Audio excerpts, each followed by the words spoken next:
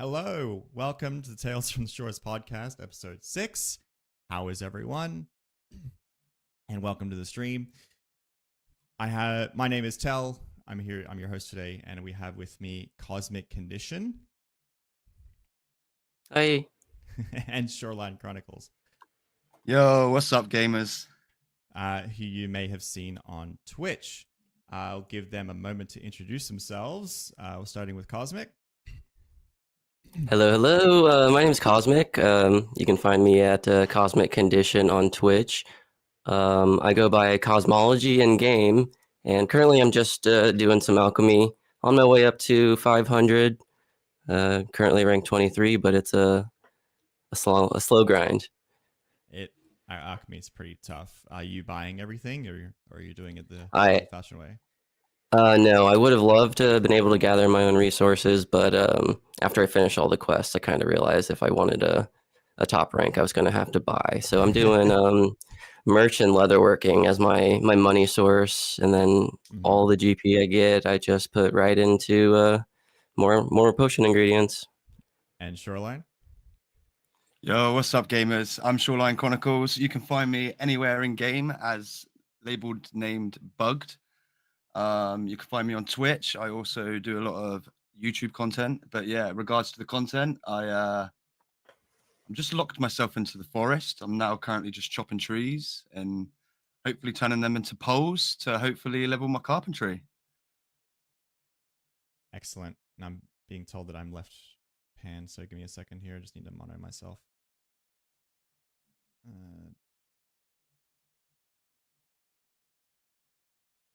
There we go. Sorry about that. Okay. Cosmic, tell me about your alchemy journey. I saw you doing it on Twitch a couple of times. You started a bit late, did you? Or Yeah, so I mean, I made my accounts kind of day of release and got my OG usernames locked down. But then I really was playing just like 4 hours a day.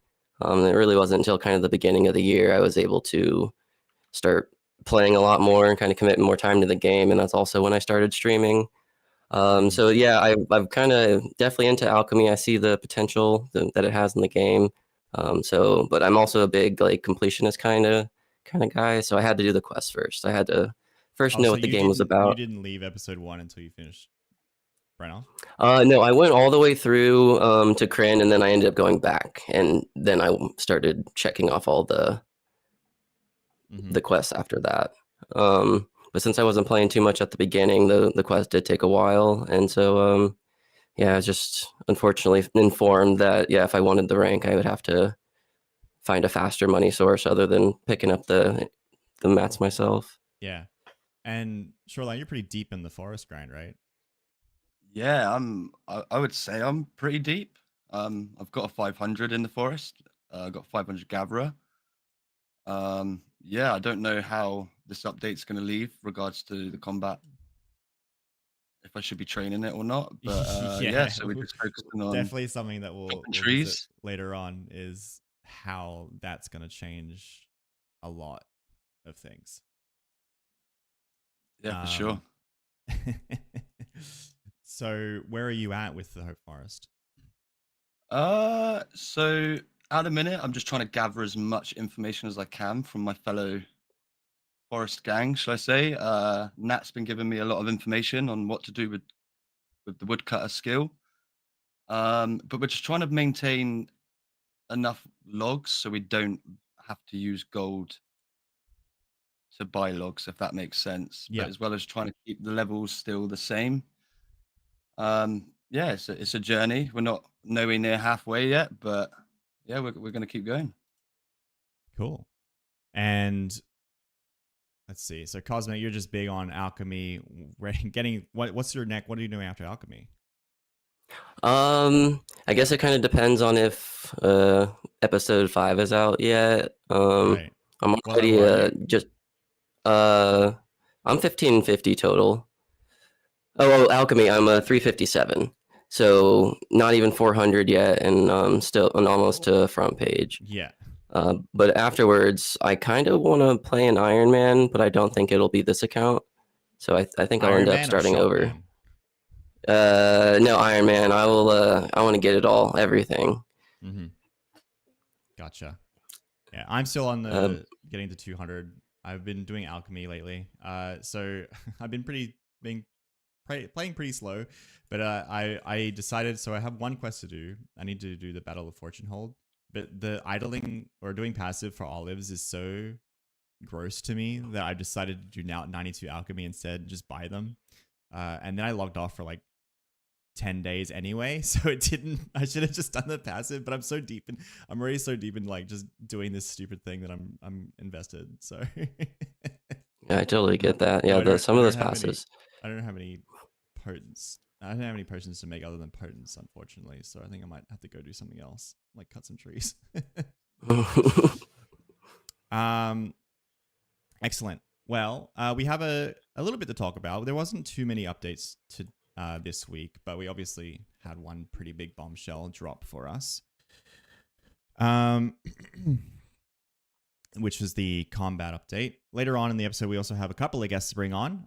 We have someone visiting from the Elder Scrolls, and they have a book to talk about, as well as their blacksmithing. And we have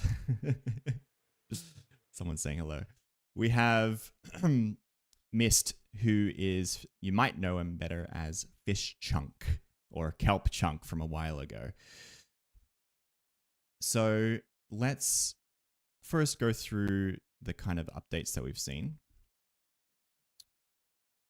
and the stuff that we got from Andrew and the team. We had a small update here, the patch notes for the 11th. Not a lot happened here. This is just mostly bug fixes and such, but we had this change for the map movement.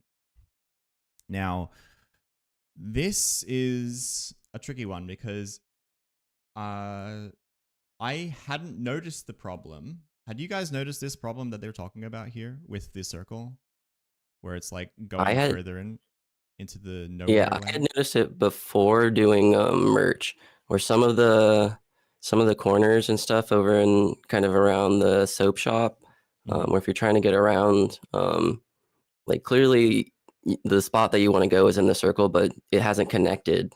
There's just a little part of the route that will go out of the circle, and so it actually was just preventing you from moving there. So I did see kind of what they were trying to fix from before, but I haven't gone back to do any merch since after the change yet. Right. What about you, Shoreline? You spent notes. You're only in Hope Forest, so Personally, I didn't take note of many of the changes. Like, I thought the old system was better. That's just me personally. I don't the really room like system. the circle. Yeah, like, but it's just one of them, you know. If other people can see the difference, then can't see why it's a bad thing. But yeah, personally, I just spam click anyway. I'm terrible for that. Well, the new system's nice for spam clicking because before, when it was just the room system, spam clicking wouldn't do anything until you entered the next room. Whereas the circle is really nice for spam clicking. The forest is one of the victims of the circle update. There's a few victims. It's like whenever you're traversing really big rooms, and forest is mostly comprised of fairly big rooms. So especially if you're doing carpentry and stuff, but there's a lot of places where it's so nice, and you just don't go there because you're one of the forest people. There is a problem I've noticed with this kind of movement. I don't know if it was fixed, but with this update, they did fix it. I think what was they must have silently fixed it, because what was happening is it's still happening. Here we go. So if you click too far out, sometimes you stop moving. That wasn't really happening before. But now, if like you're a spam clicker, you actually stop moving more frequently. It's like when you're clicking too far or you're going to go outside the circle, it actually stops you mid-track, and it's actually super annoying. I saw a comment on it when the update came out, but I hadn't felt it until I was doing a little bit of merchant. Not gonna lie, I drop a lot of items, so we don't Yeah. really move out of more than 2 you're chunks. the bone So- dropper, right? Yeah. Yeah. We stay in like 2 chunks of the game Yeah. for like 30, 40 hours, and then we move on to the next 2 chunks. There's one little update in here as well, which was quite funny. Female characters will now drink potions properly instead of pouring the potion over their head. I hadn't noticed this. I play a male character, but I hadn't found anyone talk about it either. But this is, I think this is a loss. Yeah. Yeah, that's What the a thing that good. confused me about it, because like there's a lot of female characters and nobody has said anything this whole time that it's just dumping the potion on top of them. But hey, we'll need guess someone to like get a comparison. I'm surely someone took a clip of it, even unintentionally. I need to see that. What are they doing? They're washing their hair with it? It's like, I think it's like products? they're a bit shorter, right? So when they do it, it just kind of misses their mouth. It's like, it reminds me of Airplane. I have a drinking problem. Other than these patch notes, we did get quite a few like tweets and updates and stuff. This one was from Samuel. He said, there's been a bit of silence from the team, which there was. There was no update between late January and kind of mid-February. The dev team, over the past 3 weeks, there have been 40,000 new lines of code and 180,000 current lines of code changed. There is a little bit of ambiguity as to regards to what a line of code means in this particular context. It probably does mean things such as configs and everything like that, as well as actual code. But sure, like this is just a ton of work that they've been doing. Loads of work, right? Like, yeah, 40,000 new lines of code. That's insane. Yeah, I think that the way Andrew works and is from we've kind of seen is like he kind of sometimes when he gets an idea or when he's working on something, from the feedback we've gotten from Samuel, he kind of locks himself in a room and then he just smashes it out. Like he did with the hat swapping update. Apparently he did that in one afternoon. He just like kind of fully smashed it out. So I'm sure there's a lot of work in the background that we don't see and we don't hear about, which is kind of what I've alluded to before. But we'll have to kind of just be patient with that. There's not too much to add to this, I don't think. Other than this, I just like that they are giving us updates, and it's different. Instead of saying like here's the stuff we have been working on, they're giving us like, well, like we're working on so much stuff. Here's just the number of lines we've added and the number of lines we've changed instead. Mm-hmm. So it's good to see that that's like a simpler metric for them to use to describe the amount of change. Yeah, and we don't have we don't fully understand how their IDE and code base works because it's a custom one. So yeah, it'll be good to kind of get our hands on that in the future and see how that runs. Yeah, also very excited for that. This one allegedly approved by Samuel. I didn't see it, but the items themselves maybe having information showing how many in the backpack or at least the bank would be really nice. How would that work? So they're going to show how many you've got in the bank on the cards when you view them. Sorry, is that what it's saying? Like when you click view info on a card for any item. Allegedly, confirmed by Samuel could mean anything. There's like 1,000 things in the Q&A that was air quote confirmed by Samuel, but this is something that they're interested in possibly adding. This would be really cool for all sorts of things, but I'd say I'd need 1,000 potions. I don't know how many of these, because when you're depositing into the rift, you just deposit and walk away. You kind of lose track of how many you have. I agree. I like it a lot. Yeah. Like I've been doing that same with the woodcutting at the minute. We know that we need X amount of logs to get from this level to that level carpenter. Mm-hmm. And I keep having to run all the way back to the carpenter house just to see how many logs I've banked. So yeah, I like this a lot. Oh, yeah, that'll be really good. Saves me a lot of time. If you're like specifically tracking, I need this many logs to level up. Yeah. That would be really useful for sure. Yeah, I think this is like another example of like over delivering, like with the auto withdrawal. Like, well, people were just really wanting to see how many you had in the bank from a rift, but now you can, with this, you could be able to see how many you have from anywhere. That's a good point. Yeah, because we've Um, talked about it before on the rift, and it's like you open the rift and you don't know where it is, and everyone's like, "Please let us see it." And then you're right. What if they go that one extra step and put it on the actual card itself? mhm. I like where their heads are at, and that's why I have all faith. The patience thing that you mentioned, like we have no idea what's going on behind the scenes. Mm-hmm. Just gotta let them cook. Yeah. Hmm. You asked for a leak. We're only able to find a mushroom. I think this is a tweet from Andrew. Mushroom monster, 3 different styles. This kind of reminds me of the Dagonoffs. Yo, I was thinking the Oh, same. okay, I was yeah, I can thinking see the that. same. When I first seen this, I was thinking Dagonoff Kings, because that was like, if you're an old school player, that was one of the first bosses that come to RuneScape back in like 2001 or 2002, I believe. Might be a bit later than that actually. So yeah, I highly, my first opinion was Dagonoff Kings. So were they one of the first bosses that came out? Were they Dagonoth Kings? Yeah, Dagonoff Kings and King Black Dragon, I believe, and the Mole were like Yeah. first 3. Mm-hmm. I don't know. Are these supposed to be like a quest boss or just hints We at have potential no raid clue. bosses? Okay. No clue. Yeah. Good.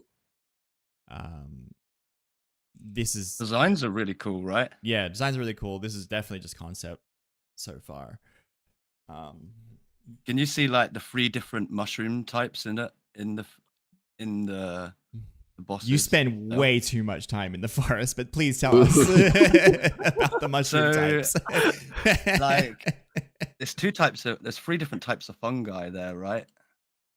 Okay. I don't know Yeah, I the think actual so. names of them, but like the red one is like lion's mane sort of type, I think. Yeah. But yeah, that they're all different types of fungi, I believe. Okay. They're like That's 3 like a different. mushroom's a type of fungi, Yeah. right? As well. Yeah. Don't know. Okay. Yeah, I mean that's I'm only just rambling. Forest Main would see that. No, that's a good point. Yeah, Yeah, like it's kind of like you got the sulky ones, and then these are the tree-based ones, and then that's the leafy ground stuff. I don't know. The I'm not only a thing that Forest Main. separates them is the colors to me. Like, Yeah, it's almost like you have a melee range, a ranged one, and a magic one, but right. But yeah. Okay, so let's talk about this for half an hour.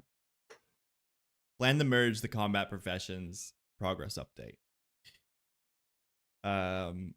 This is a big one. So you guys read through this. You said you guys didn't fully understand it? I read through it like 5 times. Yeah. With people, and it's hard to digest. I think it could be presented maybe a little bit better, but I found this one a lot easier to read, to parse through. It only took me one time to get this one, but it may be because I read through the previous one so many times that I kind of know where they're getting at. But this is there. Valerie, she posted a video, like a 20-minute video on an explanation on it. My one's no longer super relevant, so she has a nice video if you're not fully sure, for anyone to take a look at this. But yeah, here we have the combat update. The major points are going to be that they're merging under one combat profession. They're going to get rid of the obelisk stuff. They got the striping thing, which we will talk about. Quest bosses are just going to be based on your individual striping. We have weapons and armor with different values based on whether you crafted them or not. Obelisk got replaced by Enchantress. Enchantress got fired, and she's moved to the Infusionist. Crime dens they mentioned because a lot of people talked about how they work in the previous one.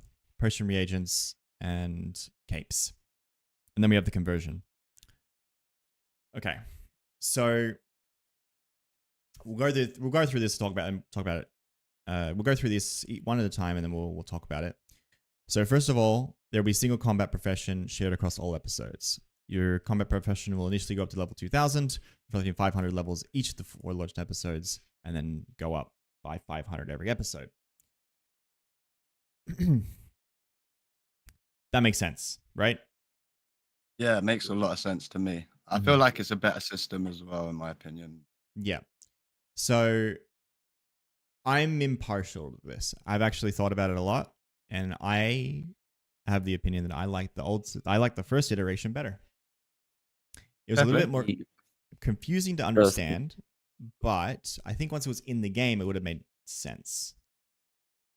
You mean the first iteration of the combat rework? Yes, the first rework. Okay, yeah, I think is not.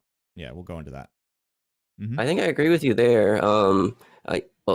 I've heard from a lot of people that they understood the second one better, but I thought like the first one was like just an overall simpler solution to the problems. But I mean, in a sense, it was kind of just a skin over combat. So I don't know. Like when I think through it, it felt like they were just more or less hiding the problem and not addressing it. Sort of like a plaster. They're just putting a plaster over it, right? Yeah, it's just like separating the different ones into the obelisk levels. It kind of just felt the same. Yeah. So that's why this one's like a little bit more confusing to me, because there's something else going on, you know, like it's not a reskin anymore. Like we are actually talking about something new. Yeah. I think that there was definitely an understanding issue. A lot of people didn't quite, because it was so long, and like you had all the different types of levels and stuff, and it was a little bit hard to wrap your head around. I understood that.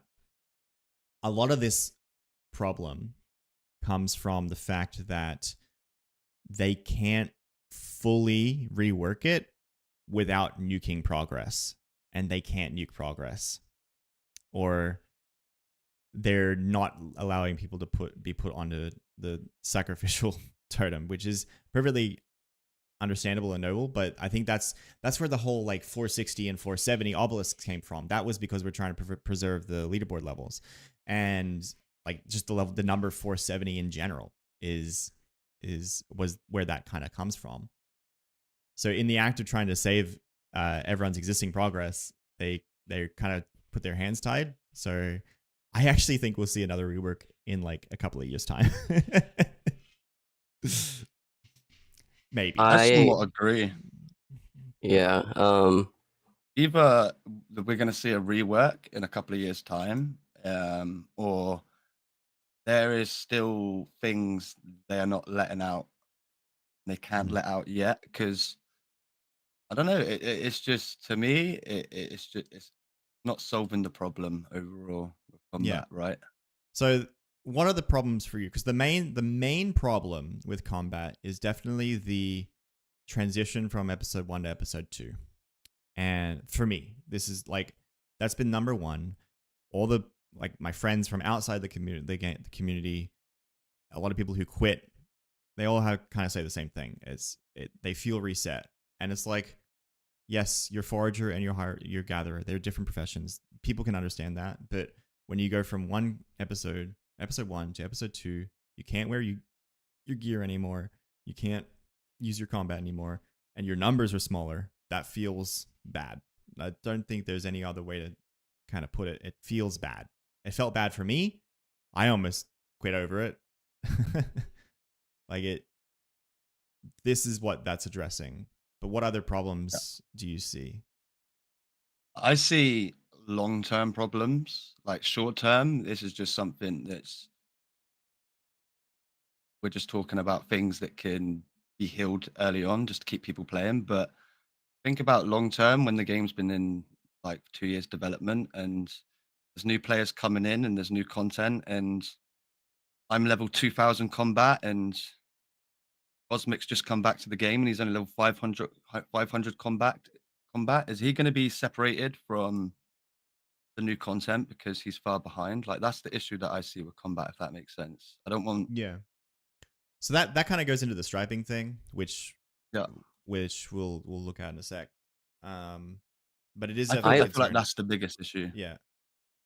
Yeah, yeah, there's definitely a problem with that, and there's also definitely an issue trying to please both sides of the situation, making everybody happy. Like inherently, somebody's gonna have to be the loser. The Mhm. thing I'm worried that like gets me the most with the whole 2000 level thing is like feeling like I have two different like progression things going on, where all the other levels are consistent, same amount of XP or whatever, but then like is my combat gonna feel like a super long grind compared to everything else? Like just having the numbers go that much higher than all the Yeah, other ones. even though it is the same. So to be clear, it is the same grind. It has 4 different 500 professions, time wise, but the perception of a new player joining, and then it's like, okay, all these professions go up to 500. I can get to like 200, and then it starts slowing down. That makes sense. But then combat goes to 800 or whatever it's going to get to, and it's going to feel like this, even though you only need to get to like 120 or whatever it's going to be to get to Chronopolis. It feels like this massive wall and just an impossible goal. Like Chronicles is saying, is like these other dudes are running around level 2000. Can I even play with them? I think that'll be addressed, but perception wise, I don't think it can be. Gonna be hard, Yeah. right? It happens in a lot of MMOs, but Yes. um, it's hard because if you play a lot of MMOs, you know that there's a pay to win scheme, so new players can come in and they can pay for these levels, let's say. And I don't want the game to go down that route, and I don't think Oh, the game will go it down will. that It route. won't. Yeah, But no. Yeah, it won't. there's always that option, right? And that's just what frightens me with MMOs and Yeah. getting engrossed into them. Yeah. I think the. New players later on coming in, Mhm. having an impact. Yeah.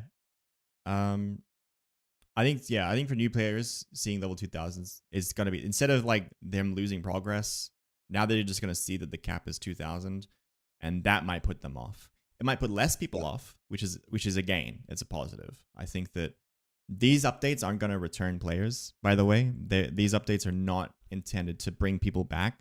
These updates are intended to, in my opinion, I guess, retain players when new content brings players in, right? So you have episode 5 drop, tons of new people try out the game, the players go up and people start talking about it again, more people will join, and then they're just going to leave again if the combat was the same. So it's more about retention. That's what all these quality of life updates before. I say this a lot, but remember that there are a huge chunk of players who played the game when there was no queuing, everything was 2 clicks, there was no map movement, and there was no hotkeys. Let's go. So Yeah. like that's people's there's a ton of people out there whose first impression of the game is that, and like the worst iteration of the game, basically. So we will see improvements. Here's how the striping goes. We have a couple. There's a lot of questions about this, for sure. But regarding what you said, like how will Cosmic come into combat if he's level 500 or just starting out? Is you get a personalized, well, you get like introduced into the episodes as we go.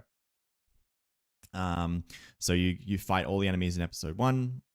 And then you run out of enemies, or you get to a certain level, and then you get to Hope Forest, episode 2, episode 3, episode 4.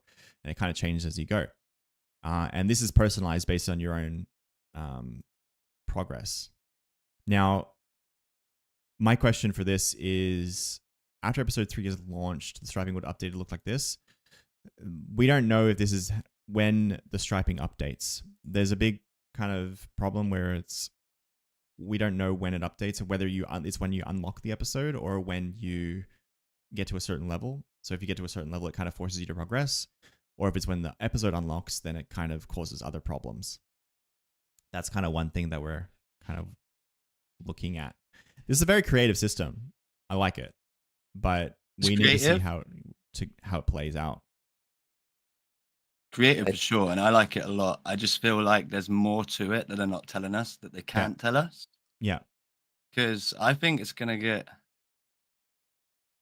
very copy and paste or boring if when we get to like episode 20 let's say, like we're talking years later down the line, and say I'm starting a new account, like constantly going through this huge loop over and over and over again, essentially, just to level combat. I think, like, my conspiracy is that I think they'll split it up into Hmm. maybe 5 episodes. So the first 5 episodes will be a loop, and then 5 to 10 will be a loop. That makes sense. Yeah, I think at a certain point at episode 20, yeah, I think we loop once, and then at a certain point we need a little bit of player agency because you're Uh, right, it'll just be the same loop again.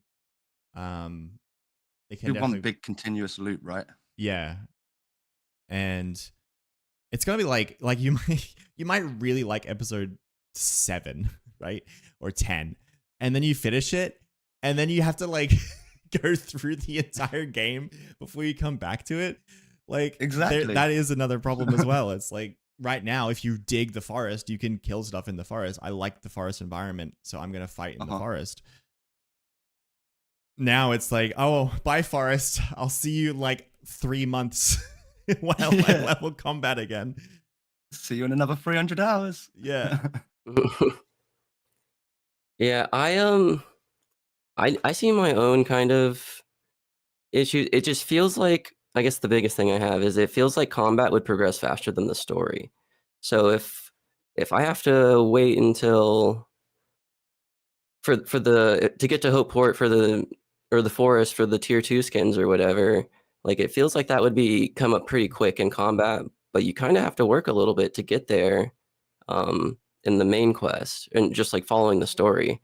So and also it kind of makes me feel like this it makes me feel like your account has to be combat based after this. Like it's Yeah. harder to avoid doing combat So as and part of just be a skiller. yeah, as part of the first iteration, after I asked a couple of questions from Samuel, and the result was, the questions were like, it looks like people have to level combat now, and the answer was yes. So they do want people to participate in combat more, but they did also say that combat would be slower as well. So like this right Okay. now, you can kind of skip through a lot of the game, so you can cheese a lot of the bosses. You can go to I know there's one person who tried to do an account where they'd get as little combat as possible, and they beat Forest at level 18 after the big chunk of experience. They beat Mind of Montalban at like level 14. No Oh, way. Just basically just running off the quest experience from finishing it. So you can actually kind of blaze through. So I think they actually want to slow that down, and that's quite intentional. I think the way that they'll slow it down is just by putting higher Yeah. quest requirements, right? Because at the minute they're quite low. Let's be honest. Mhm. Like level 20, that's quite a low Well, you quest can, requirement. yeah, you can kill all of the Hope Forest stuff by cheesing it or just having Huh. decent like strategy, right? mm, Before the fixes, you could cheese them at level 1 entirely. So having safe spots. with safe spotting, Okay. you could safe spot and then heal a bunch and then go back out and fight. But yeah, I think combat will be slower, but as you said, mandatory, which that'll also kind of put people off. But then again, this isn't RuneScape, so this is a different MMO. So combat, Well, that it's part of the game. yeah, but that leads me to kind of another thing where the leaderboards are going to be locked out for new players for combat. So if most Yes. people in MMOs play combat and they're coming into this game and they're wanting to do combat and the game's kind of forcing you to do combat, but then they look and they can see that they're never going to be able to get a top rank in it. Yeah, the old system they would have been able to. A new episode would have come out, and then they would have been able to. Now they have a pretty big grind for it. Yeah, and I mean and it gets more and more impossible with each episode that gets released. There's With each loads. 500 that gets added to the combat. Good point, but I think there is a lot of ways to still keep those players engaged. Categorize them as leaderboard players. Like you could introduce like weekly PvP leaderboards. You could Yeah, bring in PvP. boss leaderboards, Yeah, all sorts. the PvP leagues, kind of thing, bossing and stuff like that. Yeah, for sure. Like as long as there's more to do with combat other than just leaderboards, I think that'll be fine. Oh, Which Okay, that'll yeah, come I at a agree. later date. But yeah, Good you are point. right in that the old system they would have had a chance, and now I don't know. Mhm. It's a huge grind. They'll join at like, let's say it's episode 7, right? They'll join and they'll have to get to the 3,500 before they can attempt the 4,000.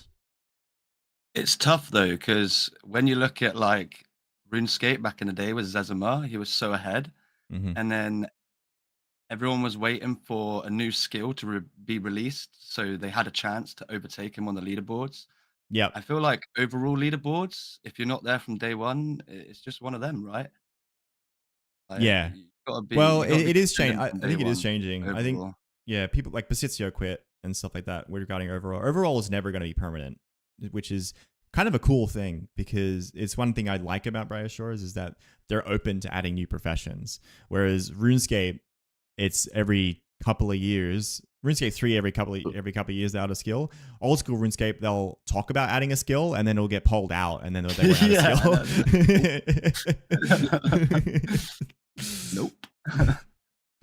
I think they're getting one actually. I think sailing's coming. Yeah, I was gonna say I think they might actually be getting sailing. I think but- sailing isn't sailing just merchant? I can't remember. I haven't looked at it. Apparently it's yeah, I like don't know. merchant. Okay. I don't so- want to quickly Yeah. go before we go forward. I want to mention a point that Cosmic made about needing combat high to progress. Yeah. Like, I somewhat agree with that, but then surely with new players, you want them to progress through the story as fast as they can, Yeah. because then they feel like they're up to date with some of the players. So they'll be in these zones, like say Chronopolis, and where all the high level players are training and stuff. Like, Mhm. it's hard, isn't it, with Yeah. with the combat and I think the and pacing is story quests. a little quick. I think what they did is if they allowed you to progress into a new episode, but they got rid of that system where it's like it pops up and says you need to have an arbitrary total level before you can proceed to the next episode. If they got rid of that, but made combat a little bit higher, I'd be okay with that. Because that pop up where it's like you need to have a random total level to go into the next episode felt really bad to me. Just awful. I hated that. It felt so arbitrary. You know what I Yeah, mean? I liked it agree. because it was forcing me to play the game, like do other stuff, but like I didn't like it because I was just wanting to get through, and so it's like I had to take this little detour to go and try some stuff. But with the combat, it seems like they could kind of just replace those with combat levels. Like Yeah, if exactly. they really wanting to force combat, Because then they you're could strong just enough to say- go into the far. Like it makes sense. Exactly. Yeah.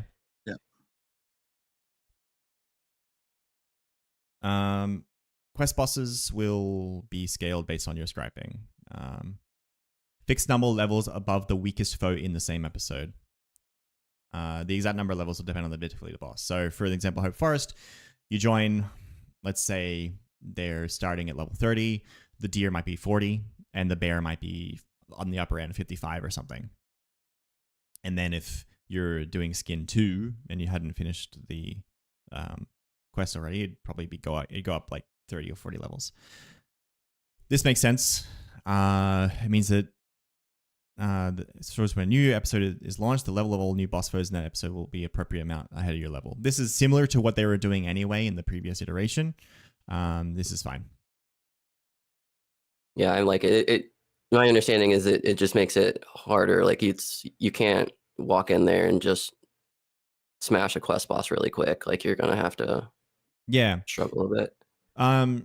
Which kind of like brings me back to the striping thing. I have a question about how this works because it's like it feels kind of weird to be like, oh hey, okay, I can do this quest boss now, but if I do it in 20 combat levels, I'm gonna get reset and I'm gonna have to go grind another 20 levels to fight the boss, right? So you kind of have to strategize a little bit, and that feels a little Find weird. a sweet point. Yeah. Yeah, Interesting, because I'm like, I agree with that. Now you've highlighted it, because my strategy in a lot of boss fights is just get a higher level of them and just brute force it. You know what I Yeah. mean? And that will kind of cripple that because If it if might get this you is a to a point manual where thing where it's like I click the button to go to unlock, maybe that would kind of prevent that. But uh yeah. Yeah, for those like that account that you mentioned is doing the quests super low and stuff, like there would be a lot more strategy involved in how far you're progressing and what you're unlocking. I would Yep. imagine if you're wanting to do something like that. Free players still get access to the striping and personal striping. It just kind of limits you to level 1000 and Hope Port and Hope Forest. One interesting thing that when we've been talking about is if you have, we'll kind of go into it when we talk about the save game scaling, but if you're a free to play player and you have 500 Hope Port and 500 Hope Forest, I think you'll actually be put above level 1000, even if you've never played or paid for premium, because your level should be above 1000 based on the scaling. So that'll be a little bit funny to see. So I know there's a couple of free to play players who've asked that, like, hey, I'm level 500 this, what level am I gonna be? But that's kind interested of, to see how that'll turn out. yeah. Weapons and armor. This is the main reason for this, in my opinion, is that we have gear that progresses with you and will always progress with you. You go from episode 1 to episode 2, act 3, act 4, whatever you want to call it. You take your gear with you. You get an epic job in Hopeport, level 18, quarter staff. It's absolutely bitchin'. And then you walk into Hope Forest. You actually take it with you. Super important. Really, really important. This is how they're doing it. One thing to note is that this epic club is only worth 118 silver, even though it's 500 levels higher. And these rare throwing hammers, yeah, they're worth twice as much as this. This is because this is crafted. So weapon crafting is ×5 of your crafting level. So in order to keep that in line with combat, you have to kind of bring the value of this down, if that makes sense. That somewhat makes sense to me. Like, I'm too much of a RuneScape player to understand this system. I'm just used to getting drops from bosses, you know, and Yeah. raiding your armor So that way. So I'll put it another way. We do get it. This Not understand this how that club can be beneficial. is level 224. This club, or these hammers, were found at level 500, right? So that's the difference, right? So this epic one was crafted at level 224. The hammers were dropped at level 510. Okay, I got you. Yeah, So- that actually makes a lot of sense to me Yes. too, which explaining the prices, because at first it felt like the crafted one should cost more, but no, because it's really the 500 drop was like twice the level of the crafting required. Okay, I gotcha. Yeah. There's a pretty big value differential, though drops are pretty hard to come by to encourage crafting, especially at higher levels. We'll see how that scales in, but we'll see how that goes. Yeah. Interesting thing to note as well is this level 320 seems to be quite differently valued, though these could change anyway. These are subject to change for sure. Weapon crafting. There is a plan, so you can craft up to 2500 using the current system, which will be interesting. I want to see if you can actually craft a level 2500 item that no one can use. That would be interesting to see. We can definitely ask our Argonian friend later to try that. We will have a plan for you to craft suitable weapons for episode 6 and beyond, which will be revealed when we launch episode 6. I know that people will still ask. We don't know what this will be, but yeah, there is a plan for this. I like that they mentioned this because there was a huge kind of hissy fit with the crafters in the previous iteration that people didn't. They're like, oh my god, at this specific episode or this specific level, we can't do things properly and things break and stuff, which was addressed by the attunement scaling, but they just didn't mention the attunement scaling. Now they've mentioned it. Interesting. I don't know how that happened. Oops. I think Yeah. it goes down to the presentation again. Yes. It's very hard, you know. They're keeping secrets, which is understandable. They can't leak everything, but Yeah, it'll if be you were hard to here present something. pre-launch, you would know that they're happy about secrets. The only reason we Mhm. get so much info is because Samuel pushes for it. Like they're demanding to know. Yeah, that's it. We're their needy player base. Yeah, Probably. Yep. hearing that about we will reveal what's happening with episode 6, that kind of leads me towards the whole looping thing that was kind of previously mentioned, because there also has to be something new for Alchemy, because Alchemy also kind of expires after episode 5. Yeah. They've mentioned in the Q&A that they possibly might change previous professions as they add new episodes. So that to me tells me that they're probably going to add potions for Alchemy later on. Like they just kind of slotted in there. I do think they will have to do like you said, Alchemy 2 Electric Boogaloo, just because you're going to have so many different types of experience potions that we need to definitely move on. Yeah, if they can't keep scaling the alchemy levels down and down, otherwise eventually you're just going to have a potion unlocked like every 2 levels. There are big gaps though. There are big gaps at the moment, which is kind of, I think that's intentional as well, which we talked about before. Yeah, is like sometimes there's 30 levels before you get between an activity, and it's maybe because they wanted to give them room to create. Obelisks. Obelisk will not be used for tuning or infusing. Instead, Obelisk will be the enchant profession equipment. And then the enchantress was fired and then relocated to the mines of Mantuban. This means that there is a cat in every episode now. You may pet a cat in any episode. That's very important. Let's go. She is now the infusionist, which is also funny because she specifically says, I do not enchant weapons. I do not like weapons. So, yeah, a bit of a rebrand for her. Wait, so you're telling me that she's took all my gold and now she's dipped to the mines and Yeah. rebranded herself under a different business? Yep. Hold up, wait a minute. So, yeah. This is interesting to me because if you actually read the dialogue, which I kind of skimmed, obelisks were a part of the lore, a part of the world. All your like the whole reason we had the episode scaling thing is like it was presented as your gear doesn't work because the obelisk in the area provides you power. There's also a literal quest regarding this that must be changed. They don't mention it, but they have to be changed. It doesn't make sense otherwise. There's literally an obelisk in the Brighter Shores logo, so they would have to.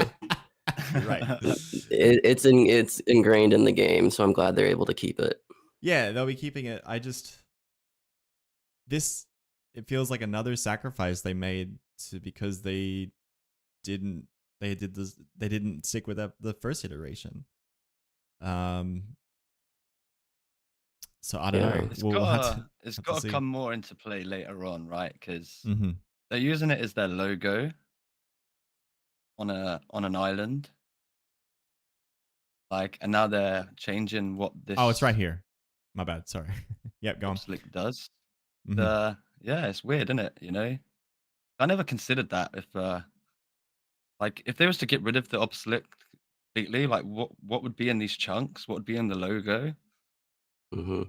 You know, it'd be gone completely, right? Yeah. Well, the Obelisk quest will be slightly modified to introduce enchanting instead of tuning. I missed that. It's right there. But yeah, okay. We'll see how that goes. Yeah. Anyway, crime den raids. This was a common question, so I'm sure this is why Samuel added it. There was a really common question about how crime dens are going to work when combat changes. They can't match the crime den, the detective level of the crime den itself. The foe of the crime den will be set to the level of the crime den plus the level of the weakest foe in episode 4. Level of the crime den plus the level of the weakest foe in episode 4. That's pretty high. Yeah. So you'd have to have your combat level higher than the crime den raid, I guess. Yeah, you'd have to be pretty high. one thing as well is that,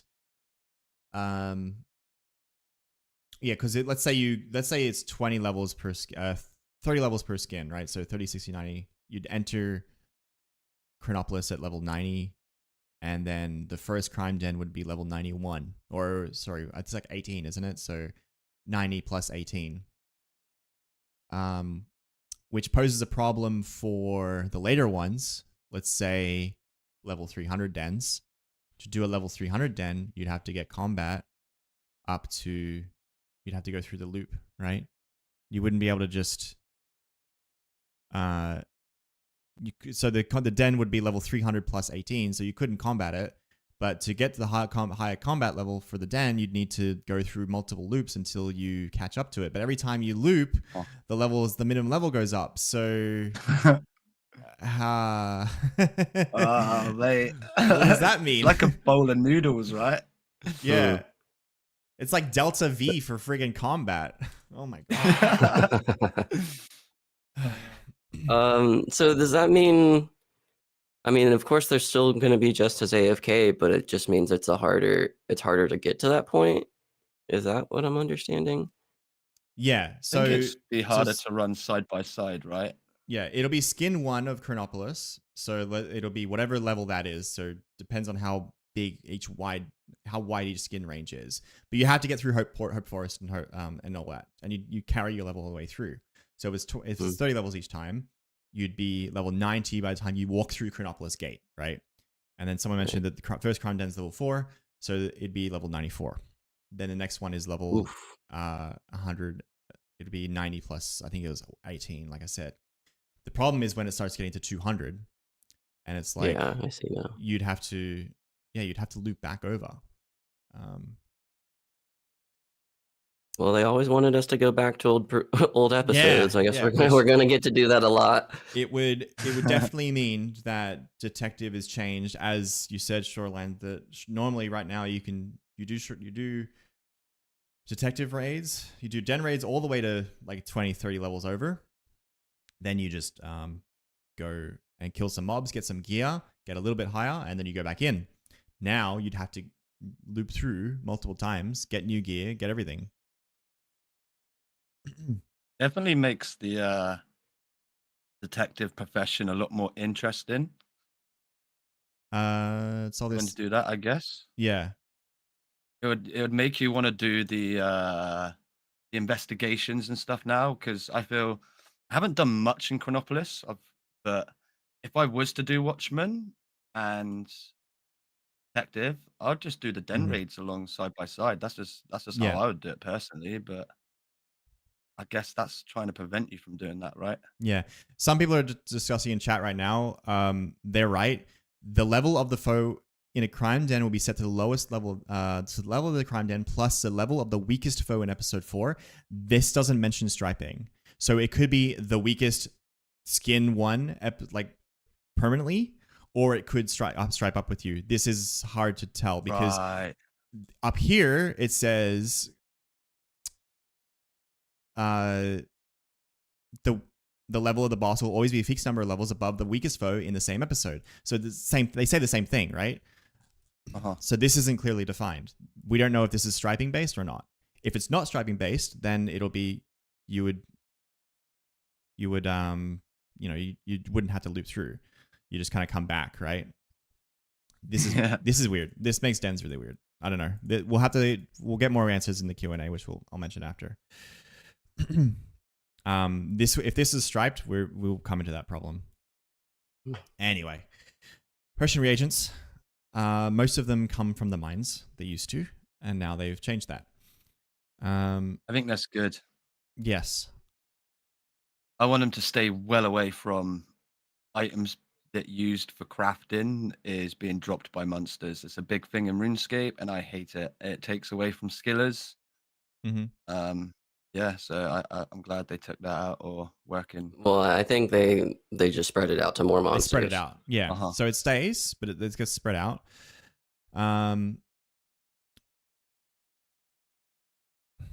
I wonder if you can you can drop back to, because you can always do past action too, right? So you could drop down a skin. Could farm them quicker, right? By dropping down a skin. Yeah, there's an X penalty still applied, then that also applies to drop rate. So if you have a 50% X penalty, you have 50% chance for no drops to happen. So you can't go too far down. Nice. They rethemed a lot of them. Like for example, health potions come from, Hope Forest now. This is just a few examples.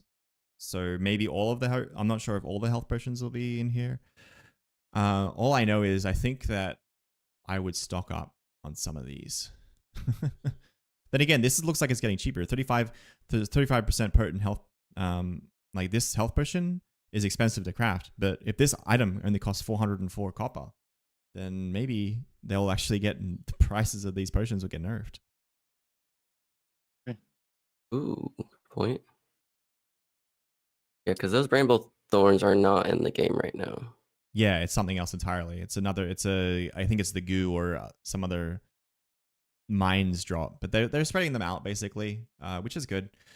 We will see how this kind of, one thing I concern again, this comes down to striping, and it just depends on how it's executed once we actually get in the damn game. But one thing I'm concerned about is if I really want to do, if I really want Bramble Thorns, but I'm over striped into Chronopolis, I'm going to have to go down and fight anyway, where this is a problem in combat in general. I think you're just going to have to, you don't get experience if you're fighting for drops because of the way that scaling works, right? Or I have to wait for it to come back around, and then I can start getting drops again. Yeah, that's so confusing, isn't it? But so the striping though, that's really only if you want optimal combat, right? Like if you really wanted to just stay in the forest, couldn't you just do that at lower XP rates, and then you would stay at lower XP rates up until the point where the XP rates got so bad that the drops stopped happening, right? Because X penalty also applies to drops, assuming the XP penalty still exists.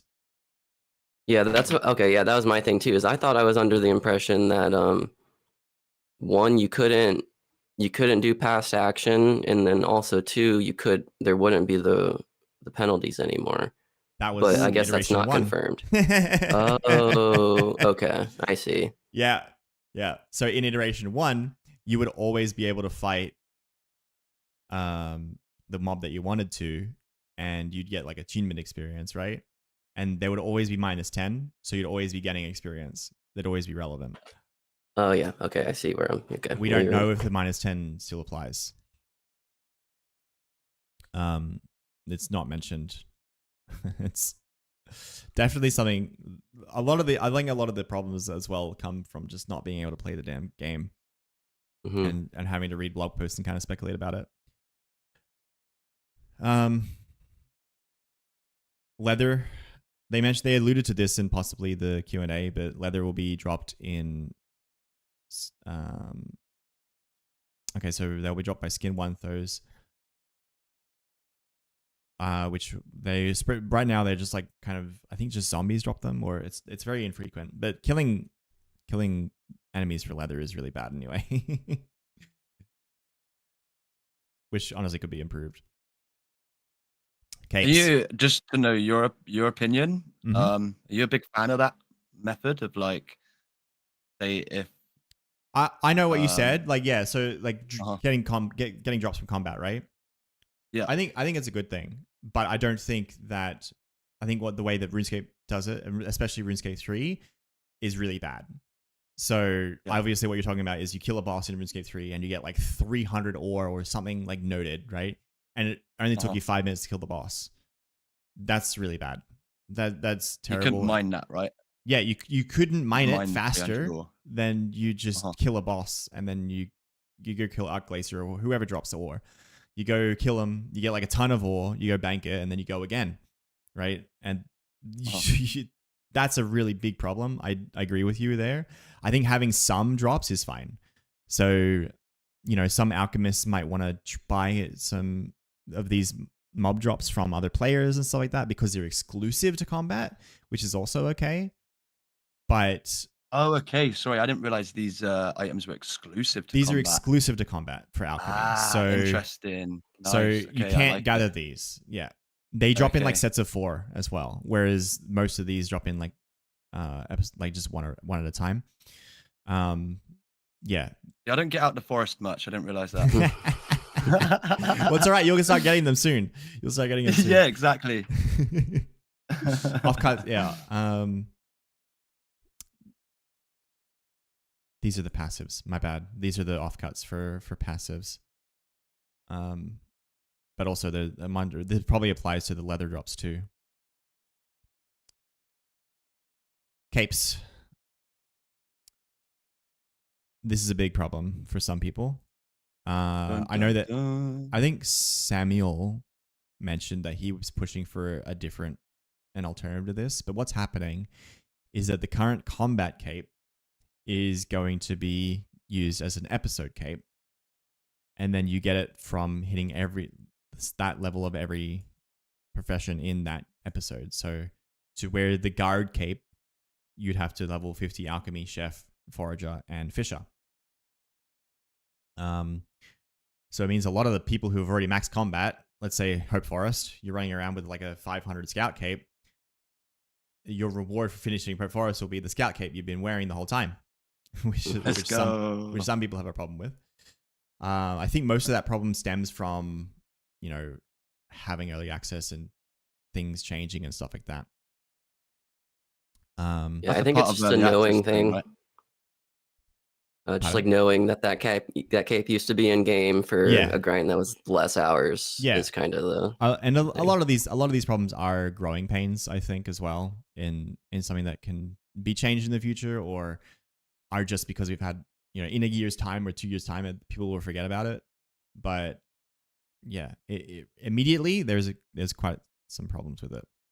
Now we'll go into the save game conversion as well, but there's a couple of scenarios which people kind of get screwed over. But anyway, sidestepping that, interestingly, we get a new combat cape, which is cool. 50, 100, 200, 500, 625, 750, 875, 1000, all the way to 2000. So this is chunked out into 4 different groups. So 1, 2, 3, 4. What I believe is going to happen is there will be one cape getting longer, 500, another cape, 625, 750, 875, 1000, and then another cape starts, and then another cape starts. It's actually very nice. I was wondering how long that single cape would get. I do not think it's going to be like this.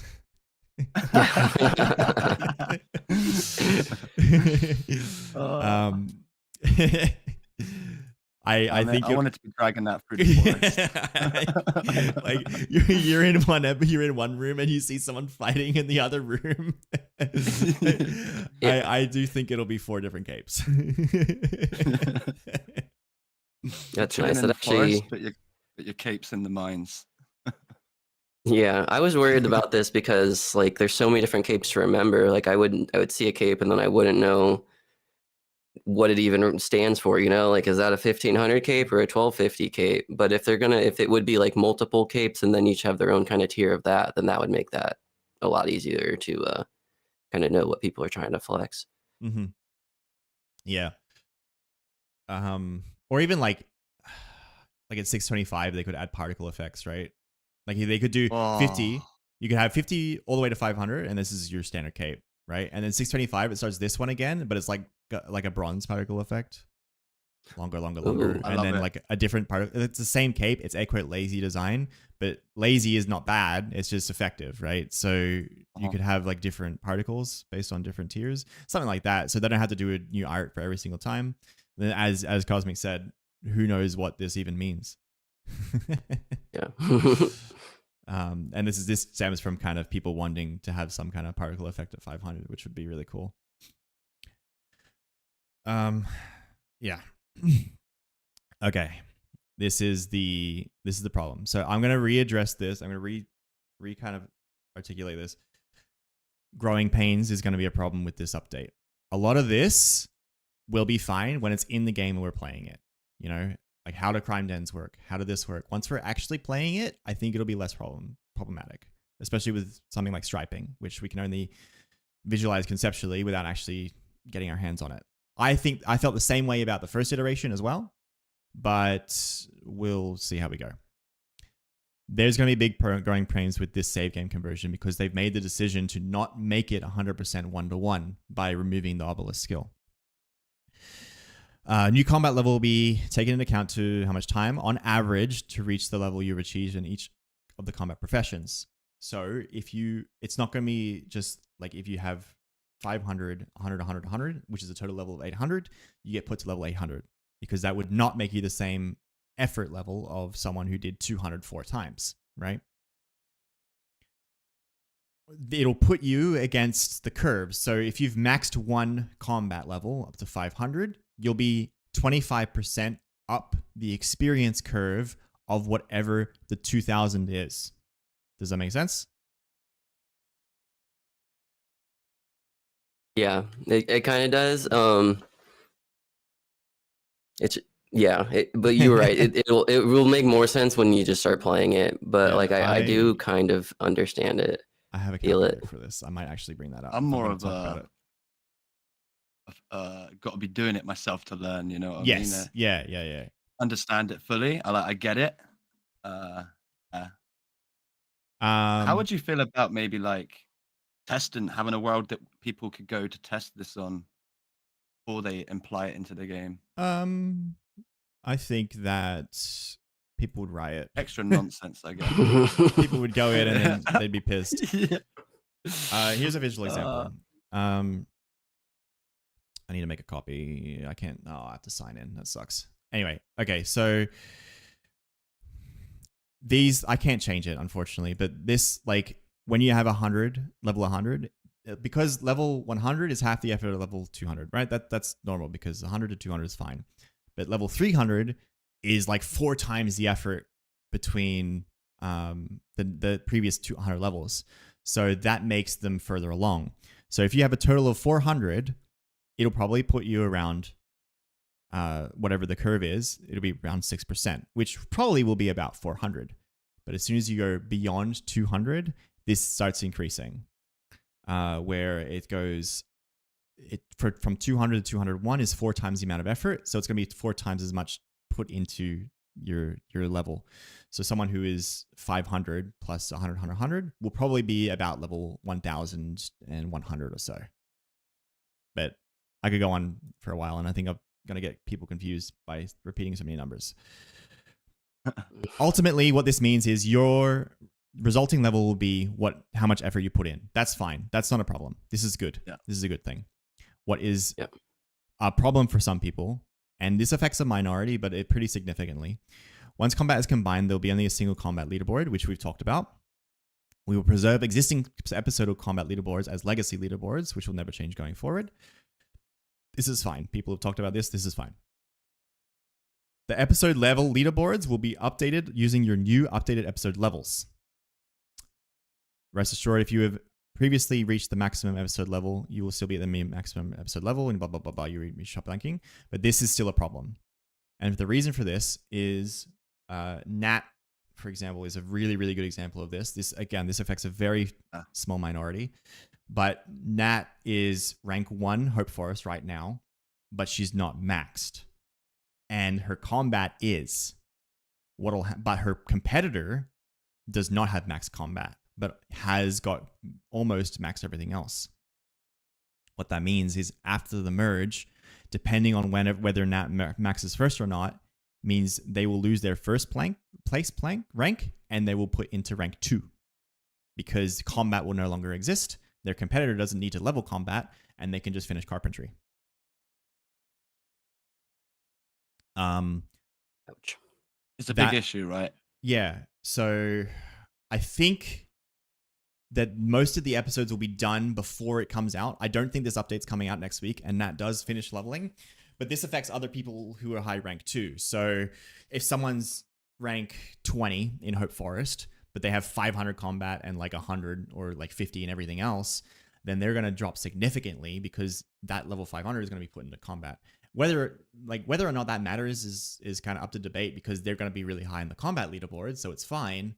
But also, yeah, they lose their Hope Forest rank, which in my opinion matters for really significant numbers, so top 10. Yeah. So I'm on the other side of that. I'm rank 10 Hope Forest, and I'm using that to my advantage. So now I'm like, right, I'm not leveling combat. What's the point of me wasting time on combat when I can just focus on carpentry and woodcutting? But yeah, if the shoes were on the other foot and I was Nat, it would definitely hurt, right? But yeah, as far as I'm concerned, the competitor of hers has said that he's going to hold up, and hopefully Nat can take that rank 1 position back again. After the update. So, there is that. I thought about that. I shout out, I Abe. didn't know if they came out and said that, but that would be really, really cool of them if they like conceded that fairly. Yeah, Which I can't would, confirm it, but I'm pretty sure he did say that. yeah. I also have which heard that. is awesome. It's awesome from our community. So I'm looking at it now. So the leaderboards right now, if you go to Hope Forest, Ape Aesthetic is 500 Gatherer, 500 Woodcutter, presumably has all the logs for Carpenter, 461 Carpenter, and 336 Scout, which I'm assuming they've just stopped Scout entirely. He's gaming. Whereas Nat is 1932 total. They have 12 levels of Carpenter to go and 60 levels of Gatherer to go. If this episode came out, like, let's say next week and Nat hadn't finished, then she would be bumped down from 1900 to below what Apathetic has to do. But this community is really chill, and I would not be surprised if that's what he said. If he's going to step down, that'd be really awesome of him, because the gap between number 1, number 2, number 3 is so wide that it shouldn't be a problem. So for him to hold off and then take number 2 after it. Sure. It's a tricky leaderboard, to be fair, because look at Monster Girl, like they got 500 Scout as well. Mm-hmm. They're gonna lose a lot of ranks in Hope Forest. Yeah. Overall, right? Yeah. So a majority of so Monster Girl is 500 Scout, 275 Gather, 300 Woodcutter, 302 Carpenter. So when she loses her Scout level, she's going to be total level 3, 6, 7, 8, roughly around 900 out of 1500, which is a lot worse off than 1400 out of Two-thousand. So yeah, that's how it kind of affects the leaderboards. This is like a top 10 problem. This is a very a minority issue. But I think people are, if it's pretty tough. Some kind of sacrifices had to be made. But hopefully Nat secures her position and other people secure their positions before the update comes out, now that they've been notified, depending on how much notice this is. When do you think this is going to be put in place? I think it won't be next week, but it could be as early as the next week onwards. So the week after, because next week we have the Q&A, which I'll go into in a bit. But the week after is when they would do it. I don't expect them to do it the same week they do in the Q&A. Now, people are mentioning that the old leaderboards will be preserved, but only the episodic combat level leaderboards is going to be preserved. The episode themselves won't be.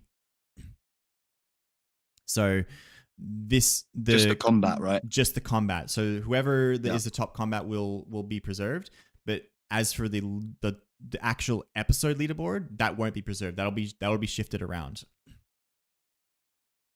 I totally agree with you on that too, Tel. Like, somebody's gonna have to lose, and so hopefully it can just be a smaller group of people than a larger group. And I mean, it's unfortunate though.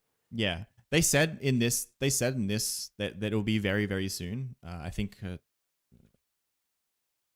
we have already made significant progress in implementing this new plan. We're hoping to launch it very soon. This is a Samuel very soon.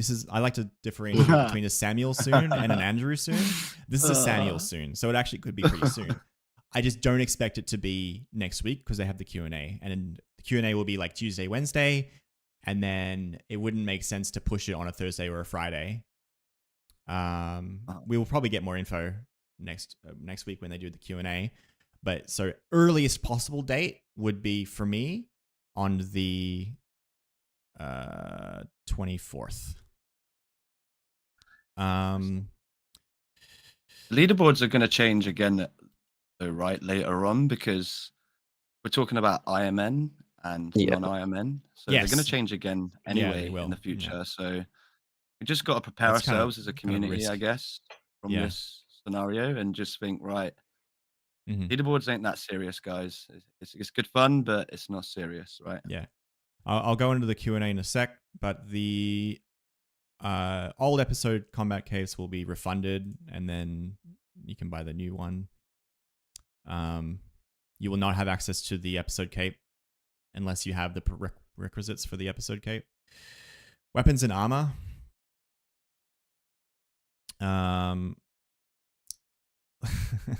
So weapons and armor will be, this is jargon, but basically your weapons and armor, your best equipment will be brought over with you. That's pretty simple. And then what One they've of the done, few equations we've gotten. yeah. And then we have the phase 2, which they've actually separated out into 2 different updates, which makes sense. I actually like this idea because I think that the positivity and the really good, like, I'm really excited for the skill trees, and I think that the skill trees will get drowned out by some of the negativity of the combat merge, which I don't think it's a bad merge. It just, I don't know if it achieves everything it sets out to do, but this is cool. This is a good thing, ultimately a really good thing, really good change.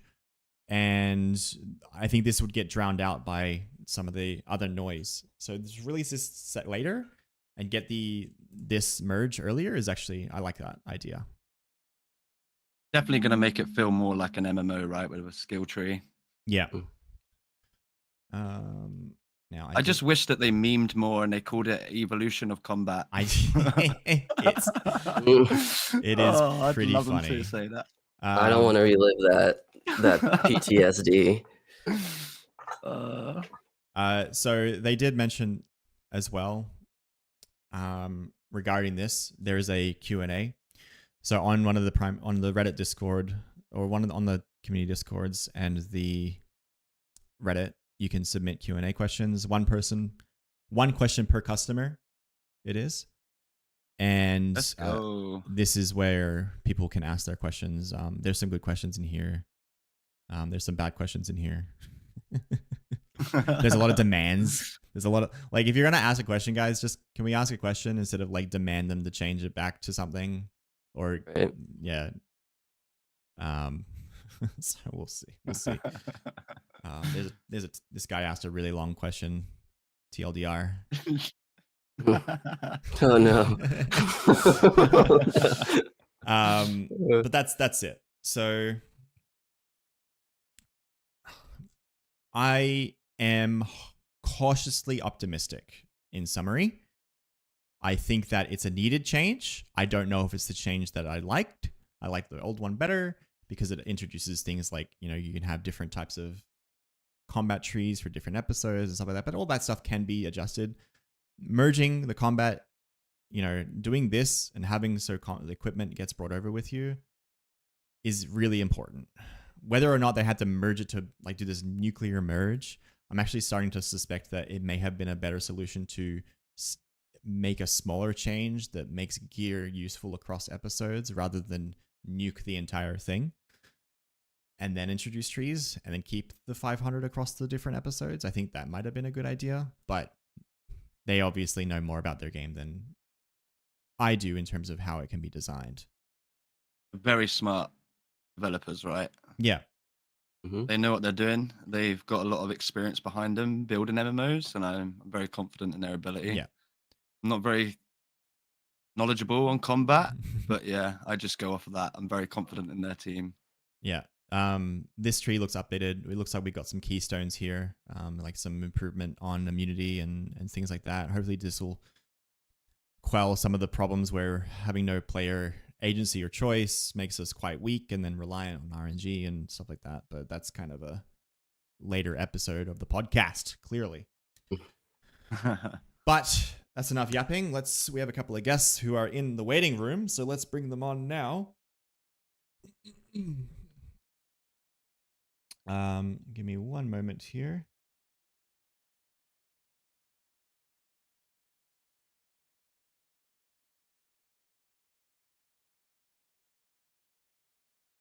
Okay, so our first guest is Lusty Argonian. I'm going to bring him on now. Hello. Am I in? You're in. You're up. You're live. We can hear you. How are you? Hi, Lusty. Damn. What's up, guys? How's it going? Not too bad. I'm Yourself? so good. I've expanded it. You guys want to ask me about blacksmith, and I'm a stonemason now. You're a stonemason now? Ooh. Is that where you're are you okay. So you've moved on to maxing mines. Is that what you're doing? Oh, you gonna call me out like that? Yeah. You gonna pull out? Yeah, that's what I'm doing. Fair enough. There you go. So tell us about the blacksmith journey. It was spawned in spite. I'm not gonna lie. The entire way was just a spite-driven journey. Like so nobody had gotten an 100 cape yet that I had seen, and I was like, sick. I'm about to hit this 100. I have like one inventory left, and I'm gonna fucking grab the cape. And then I can't remember the guy's name, but he walks into the room with a 100 cape, and it just ruins my entire moment. I'm like, well, shit. I guess I'll go for 200 now. Be the first 200. And so I think I was at least close. Mage of Oz might have gotten it first, but I like it was kind of a petty thing. On the wiki, I had put my picture on the wiki, and Armius, that some people might recognize who have been in the mines. One of his friends had like changed my picture on the wiki. I don't think it was Armius. So then me fucking being petty and spiteful again, I'm like, all right, I'm gonna get 500. So you uploaded a picture on the wiki. They changed it on you? Yeah. I don't know. Maybe it wasn't like a permanent fucking change or something like that. But I know my homies saw the picture. So, but I don't know. I didn't care too much about it, but it was a reason to get 500. I feel like this isn't the first story I've heard of like spite being the main motivator for getting number one. Oh, certainly not. Dude, everybody on the fucking, they're all cool. They're all grinders and shit. But you know, that's the competitive nature. The mines are crazy. I think the mines in general have been pretty. Yeah, that's right. It was Stonemason. It was Stonemason who was like, yeah, it was pretty heated. It was like friends, but there's like warfare going on. Yeah, dude. The buyers versus 2-tap. Mm-hmm. Nah, again, they're all cool. I like Dalton. I was giving him shit when I saw him running, but yeah, it's all in good fun. So tell us about blacksmithing itself. Did you buy your entire way? Did you mine it?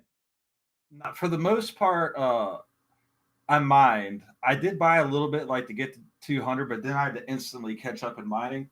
But Cabernet sucks. Everybody that mines Cabernet and has to bank it know that it's shit.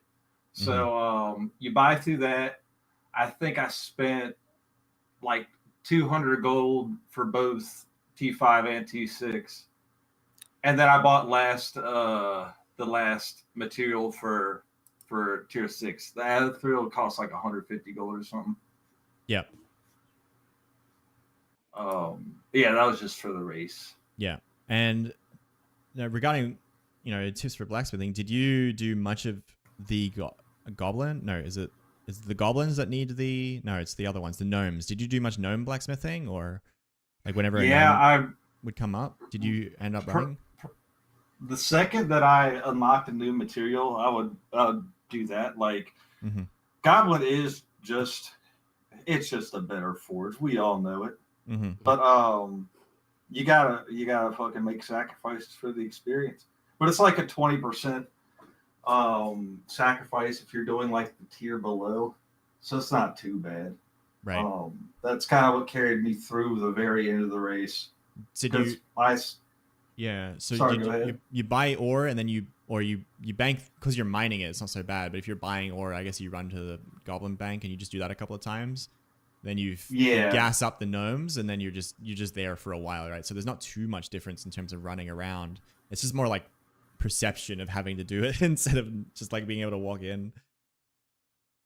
Yeah, there's a lot of it's kind of like just planning numbers to the long term. It's like, what are you gonna need? Like for running the ore, you essentially save like 5 times the amount of time as opposed to mining. But then it's like, what ore takes the longest amount of time to mine?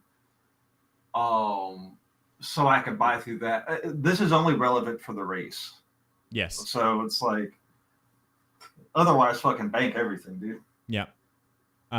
You sold all your stuff? Did you drop any of it, or? I dropped a lot of stone. And I dropped cab. I dropped every bit of Cabernet, essentially. That shit sucks, dude. So you mined Cabernet, dropped it to push to the next tier of mining, just to pick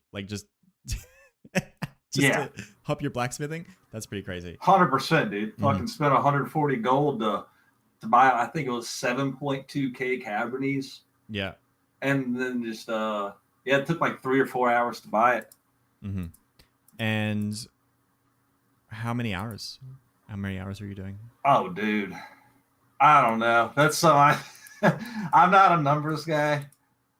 I'll keep track of, like, there's some shit that I can keep track of, but I'm not too great at the numbers. Speedland and Otter were helping me out a lot with the numbers. No. How many hours are you playing? Sorry, how many hours are you playing per day? You know how, shit. Do you know how many hours you're playing? Sorry, not like the total hours to do blacksmith, but just like how many. Also, no. No, I mean, all blends together. Like, just like time in the mines, dude. You didn't get to see the sun either inside or out. No, dude, absolutely not. It was my fucking. So I work outside during the summer, spring, and fall months, and I have the winter off. So Rider Shores dropped perfectly when my season ended. Gotcha. So I was just able to not do shit this entire time. It's the name of the game. Cool. Is it safe to say you've averaged at least 12 hours a day? Oh yeah, no doubt. Yeah. Which luckily just got you over the finish line because you had another contender creep up right behind you near the end there, right? Who's that? You tell me. I didn't see nobody back there. I was just chilling. Is it Nordok, is it? Or Nodrock? Natok. I don't know how you say his name, but yeah, notorious Natok. Mm-hmm. So tell me about him. He's fine. Just during the race, he didn't say shit during the race, but it seemed like after the race, he was awful talkative. Yeah. But so how do you stand on the people like suspecting he was spotting or account sharing and stuff like that? You don't care? Or now I don't think it was the case. Yeah, I'm seeing some three Venezuelans in a trench coat in the chat, and that's hilarious because that's kind of what I thought it was. It's like, who the fuck? But the guy, I think, is just a crazy grinder. Mm-hmm. Because he was able to recall specific things that people were saying to him, like during the grind when he wasn't saying shit. And it's like sometimes he would respond with his little fucking smug happy face, and then other times it would just be nothing. So it's, I don't know, the guy, more power to the guy if he doesn't want to fucking say anything, but it would have made it a lot easier to clarify whether he was account sharing or not if he, I don't know, talked. ever. Yeah, I you get know, that. again, more power. I to get them. that. Yeah, it does happen in this game a lot. It's like you message someone, or you see someone playing a lot, and you message someone, and they just keep playing, and they kind of ignore you, and immediately people jump and say it's a bot or something like that, and it's like, well, not necessarily. Yeah. I'm terrible at the game. I'm always AFK, so I'm just AFK. Some people just don't. Some people are just happy grinding or whatever. Some people have chat off.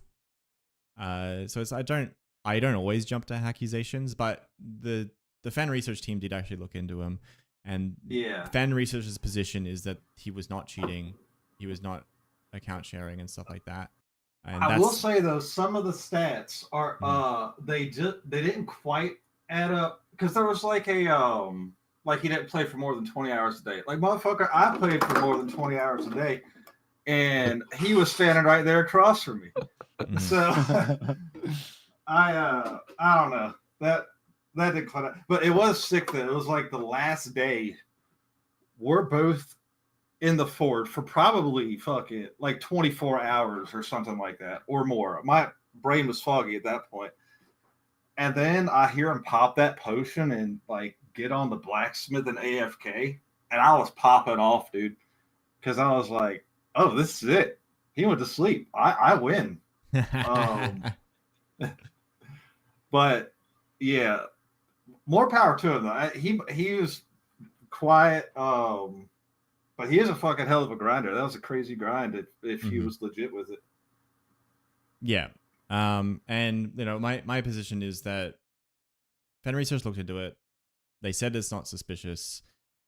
Whether or not you agree with that is like, I'm not gonna sit here and say that fan research is wrong. You know what I mean? Like, if they've said that, then that's the kind I had to put a little bit of trust and faith in that, right? They're not gonna allow cheating if they detect it. There's ways to detect account sharing in terms of IP and stuff like that, or unless they have the same dude, like 3 dudes in one house doing it for some, like with I got a shared workstation or something like that. It's the call center, dude. Other than that, there's ways to detect it. But you landed the position anyway, so grats, good job. Doesn't matter anymore. Yeah, exactly. It doesn't. It's just a lot of speculation, and if he was, I'm sure he would be going for the mines totals right now. And he probably just doesn't want to deal with that shit. He was just doing like 20-hour days or whatever, which is, of course, suspicious for anybody. That's just a crazy fucking pace. But yeah, I do think I think he actually did it at this point. Yeah. One thing to note as well is that he had really high merchant and leather worker, which is kind of crazy. Which maybe he was dropping his equipment, maybe he wasn't going to sell all the time because he had so much money that he used to buy ore. There's all sorts of different strategies and stuff, which maybe we can have a chat with him about at some point, which would be good. I know, dude. You just get that talking now. and talk so much. But yeah, I think it could be like a language barrier or something. Because I did ask him, but this son of a bitch likes to be secretive. Okay, I won't let this slide. He does like to do this. Because I was like, you German or something that talk? And he just said, not Great Britain or America, smug ass smiley face. Oh well. All's well. Yeah, another war in the mines. It's not the first one we've had.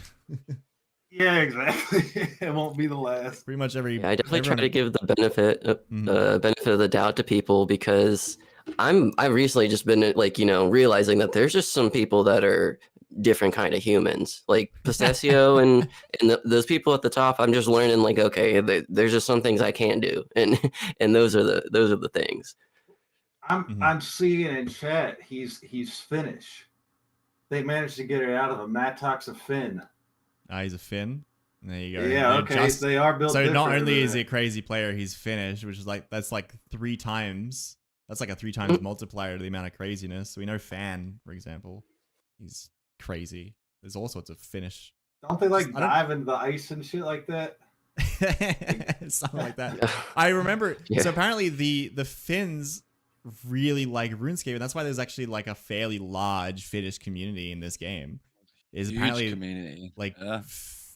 Finland really likes RuneScape. It just really blew up over there or something like that. It's I have Numbers go met up. way too many Finnish people. yeah. It's It's all over in this game. Like I think there's a whole Discord and everything. They really want guilds. They can make a Finnish guild and start taking over the game. I think we should be worried. The new Venezuelans in this game. Shit. Did you guys have any questions for Lusty here?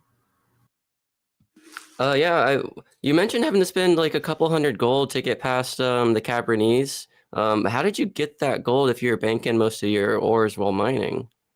Oh, that was from forging the weapons that I made like previously. Oh, okay. So did Like, you sell all the weapons or just the rares and stuff? Yeah, I would sell every single weapon. Because like, may as well. It's what 3 minutes out of an hour or something that you're spending selling everything. And I didn't have Branoffs done the entire time. I'm still trying to get that done now. Okay, you didn't have the extra spots. Okay.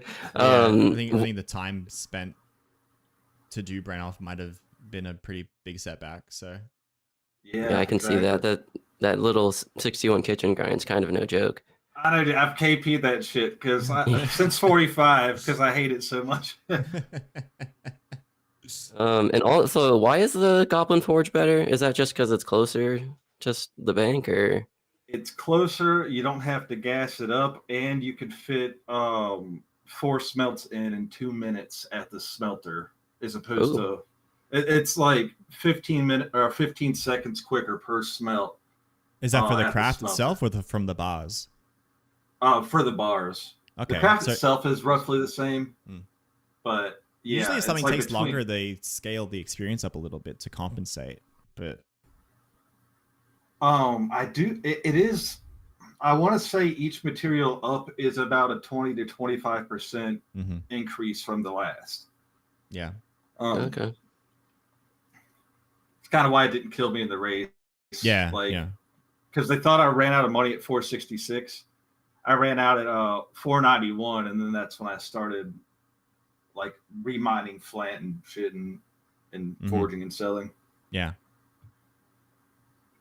Shoreline's got no questions because he's from the forest and he's a forest main. I don't know anything about the forest either. Y'all got a nice scout cave though.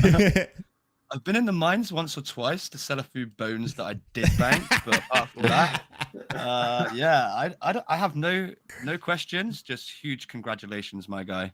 Hey, like thanks. 500 blacksmithing, like that is something to be proud of. Oh shit! I also meant to get 500 mining while I'm on the podcast right now. I'm one venture away and it's ready. Oh, you're a venture away. What am I doing? Just standing here. Do the thing. Wait. I'm gonna go meet you there. Dude, yeah, nice. Where are you to?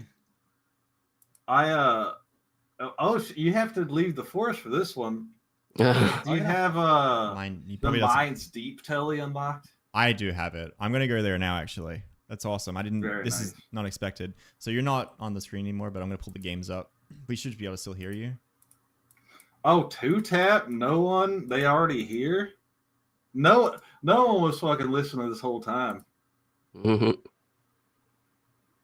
the whole swath of players coming. I didn't realize the way that sounded when I said it. No one is his name. Not no one was listening. Walla. 2-tap? So what? You turn in this venture and you get 500 miner? Yeah. All right. Well, hold on. I think people still want to. Yeah, people are on the way. So while you do this. Before we do this, any more questions for the guy? Nope. Just yeah, just congrats. Nice talking to you. Yeah. Lusty, do you have any shout outs and stuff like that before you do this? Not just shout out to the homies. And my mom just had a successful surgery getting her tumor from her chest removed. So fucking shout out to my mom for being the strongest person ever. That's awesome. Let's go. Love that. Bro. Let's go. And yeah, dude, that's it. 500 miner. Let's fucking rock it. GZ. Oh, congrats, my dude. Hey, thanks everybody. That's awesome. I didn't think we'd have a 500 on the podcast. That's so cool. It's the first, right? Yeah, that's the first on this podcast. Yeah. Let's Oh, love go. it. That's It's a so big level nice. too. Yeah, 500 miners kind of no joke. Dude, hell yeah, guys. Hey, thanks everybody for being here. Streaming my shit. I'll Let's try see. to get this #1 totals in the mines. Where are you at? Oh, you're number 3 right now. Cool. Just don't do any combat. Yeah, no Yeah. comment. Yeah. No more comment, dude. Oh dear. Looks like you just need Bone Right and Stonemason, right? Bone Right and Stonemason, dude. Every KP Damn, man. passive going to Bone Right from here on out. Believe that That all is the way. Congrats, dude. We'll see you on the next episode or the next time for number 2 or number 3 or number 1. Dude, hell yeah. Y'all be Total. happy to come back. It's good talking to everybody. All Yeah, right. see you, Lusty. See you later, brother. See ya. I'm going to bring on our next guest.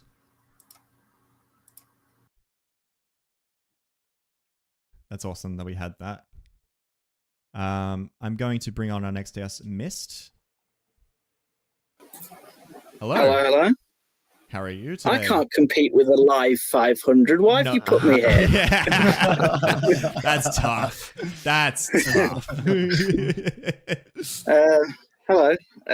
Yeah, I'm Mist. I sometimes go by Missing Pair, which is the account I'm on to talk about today. So, yeah, most people just call me Pair at this point, or Mhm. they just send a pair emoji in the chat. And if Yeah. I open the chat now, I'm probably going to have one. Which, yeah, I do. I'm sorry, I didn't realize you were Missing Pair. I thought I wasn't sure what to call you, but it's Missing Pair in Oh, game, either's right? fine. Yeah. Yeah. Yeah, it is in game. Yeah. So Missing Pair is here not because he has a 500, unfortunately. I'm sorry for that, but Oh, you yeah. have a really interesting account, and we've seen you talk a lot in the Discord and the communities and stuff like that. We've seen you around, never leaving the East Beach, really. So tell us about your Chunk account.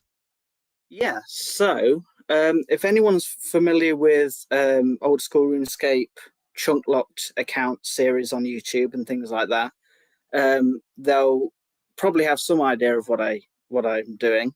But for anyone unfamiliar, I got my account and I did the tutorial on it, and then on that account I just said I'm not going to open up any more of the map until I've completed every skilling challenge that's possible to do in the map that I have already. So I'll open up my map now if it's on the screen.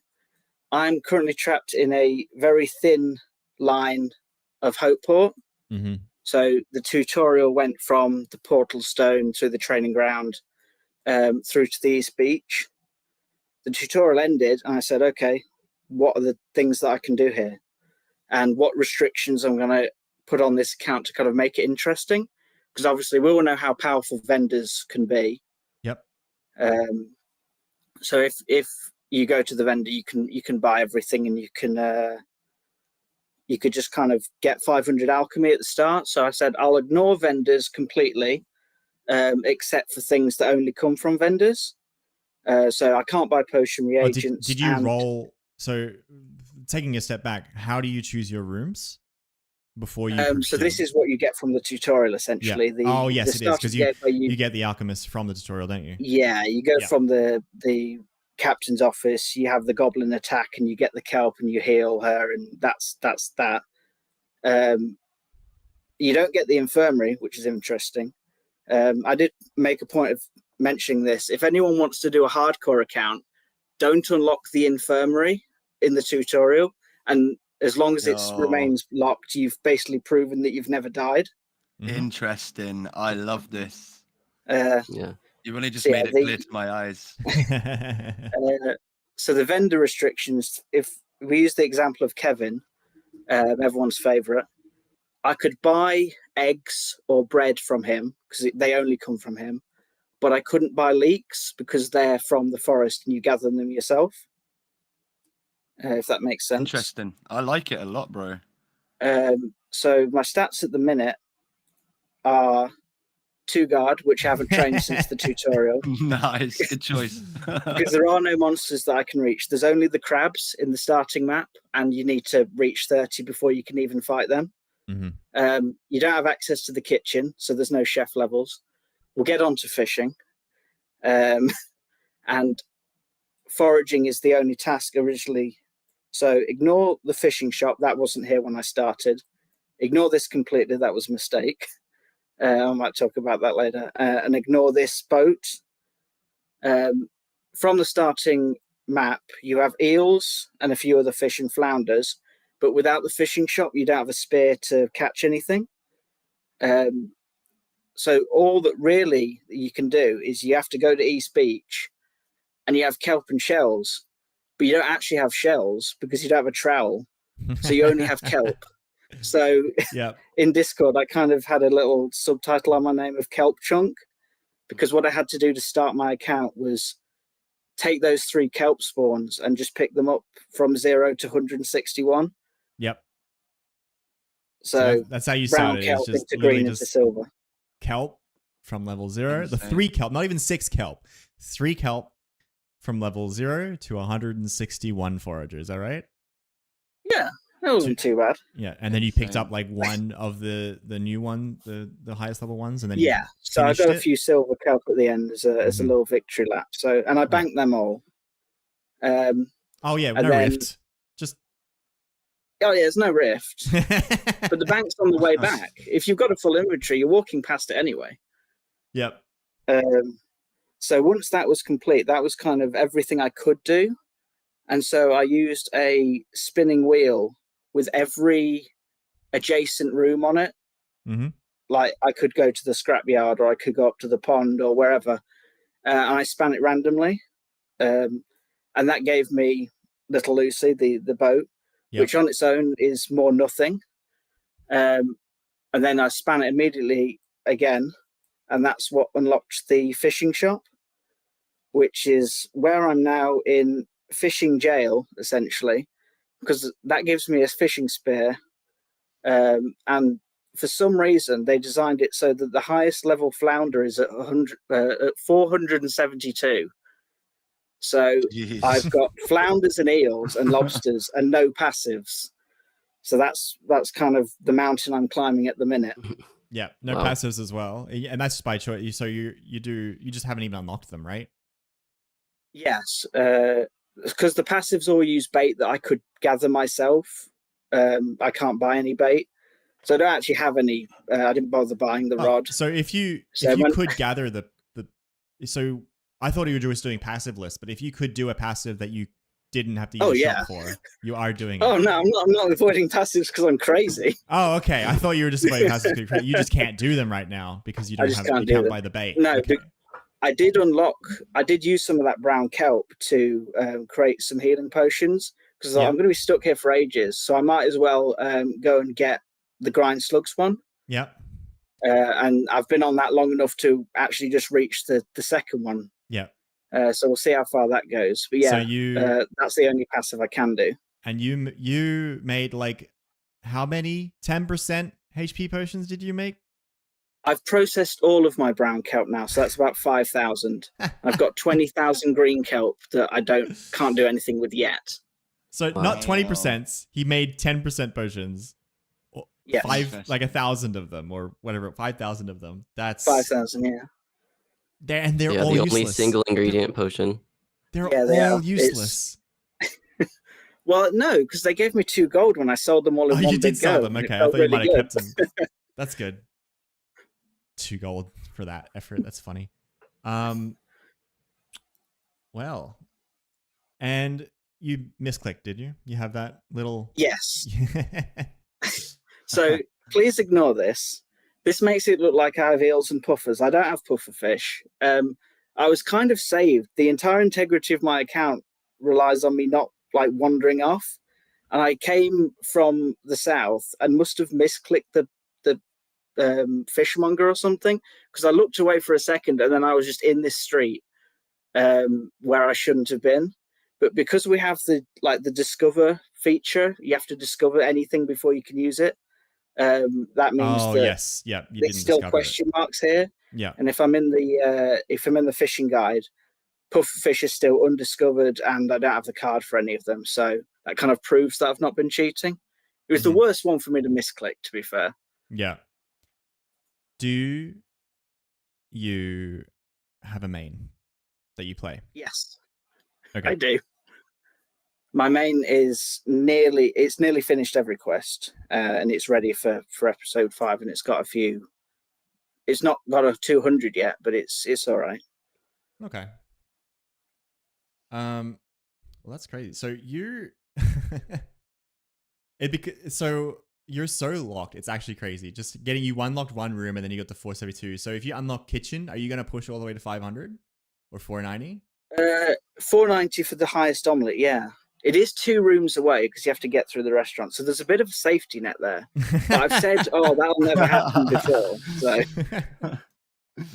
I love it. I love that you're just if you're a chunk locked account, and then if you just get the kitchen, you just do it like everyone else did anyway.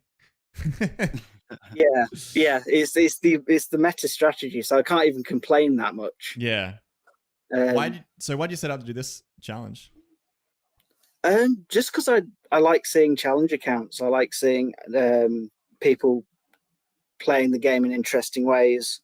I love the last podcast episode with Cabbage Man and Hester. They're amazing. Mm-hmm. They have really interesting ways. It's awesome. Yeah, and because this game's quite strictly railroaded, it kind of gave me more incentive to try and break it. Yeah. Yeah, I was wondering how people would do these kinds of challenges, because you can't just. I mean, Shopless is pretty obvious. Yeah. So we can't do that, but you've definitely taken it and done something really interesting with it. Maybe when I thought about no one can do it is because I didn't think someone would be crazy enough to do 472 Fisher with just pufferfish. Those gaps were pretty bad. Those gaps must have been pretty bad. The leopard eel one was not pleasant. Once I got to the flounder, it's kind of like a mental reset, and you go, levels are faster again. I've got new surroundings. Yeah. Yes, the fish have changed color, and that's all that's really different. But it's something about it was just good. I'm back here again. Progress. I can keep going. Yeah. Yeah. I love it. I think it's brilliant, but I'm really intrigued. Like, what's your history? Are you interested, like, in your past in playing? I had to step away for a second. Challenge accounts? So not really playing. I've had ideas for things like old school series on chunk things. Like there's 100 of them, and I'm probably watching all of them. Yeah, I watch them all too. I'm really the barrier for that one was kind of you have to buy a membership, you have to put money down, you have to kind of commit to it. With Brighter Shores, you have 3 character slots, so it was just that tempting that I can just make a new guy and do this right now, and that's kind of how it started. And there is a 3rd character slot, so if there's any stupider ideas, I'm down for it. Mate, you're doing really well. I love it. Like, I've got an IRL friend that's currently doing a challenge himself on RuneScape where he's killing the druids himself to get the herbs to then get 99 herb lore.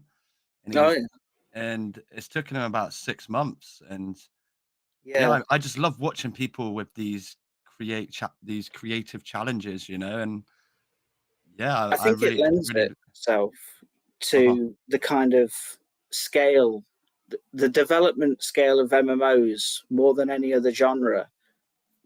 You can see it. You can see something develop, and you know that putting your time in is going to be honored. Kind of. Definitely. That might be a bit deep, but no, you're not wrong. At least heavily considered. But why? Well, how have you made any estimates on the amount of time you think you're gonna be in the port before you can move on to the forest? It'll depend a lot on what's rolled.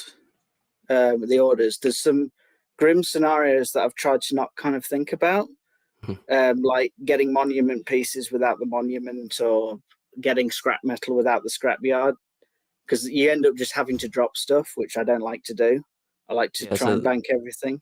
There's like the equivalent of death chunks or something. Yeah.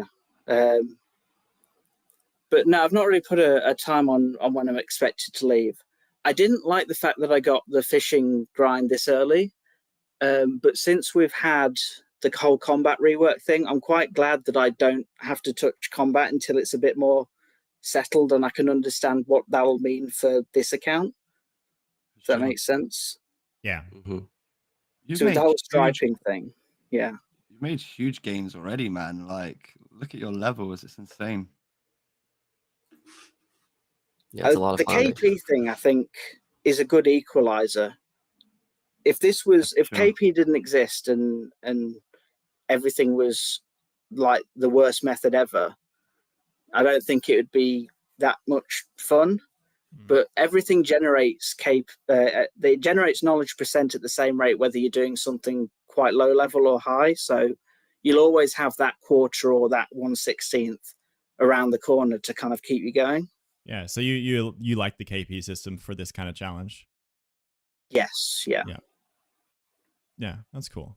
Why did you decide to do like highest possible level of everything? Is that so it's not the highest everything everywhere. Yeah. Well, I just meant like for each node, I guess. Yeah. So I'm my actual wording on the rules says I have to collect, process, or defeat everything possible, which is very carefully worded. So I don't have to do the work for Ebsworth at like 400 and something, because that would just be forever at 10% potions. But I couldn't really think of a reason to not just do the highest otherwise. People want to do like more casual versions of this. An idea I had would be if you have one map piece with kelp, you only have to get it to green. And then once you get the other map piece of kelp, you'd have to get it to silver. That could be like a idea with a bit more momentum on it. But the problem is the fish is 6 anyway. So the fish would always be that problem. Yeah. Yep.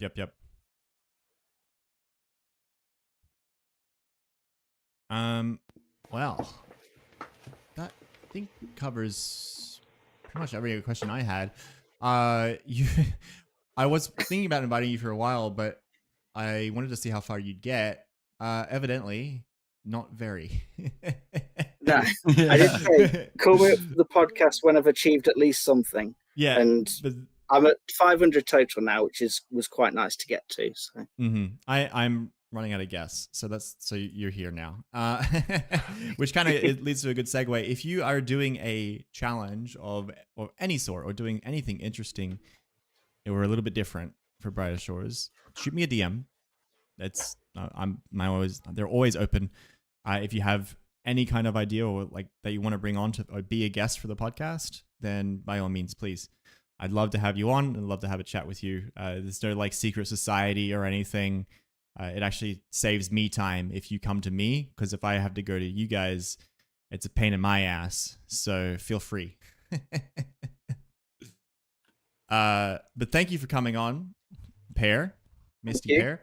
Yeah. Did you have anything else? Some shout out? Yeah. Please go ahead.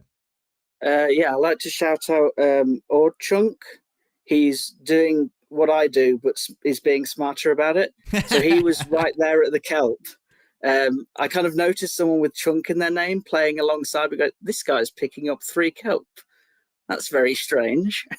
We got talking, and he's kind of had the same idea.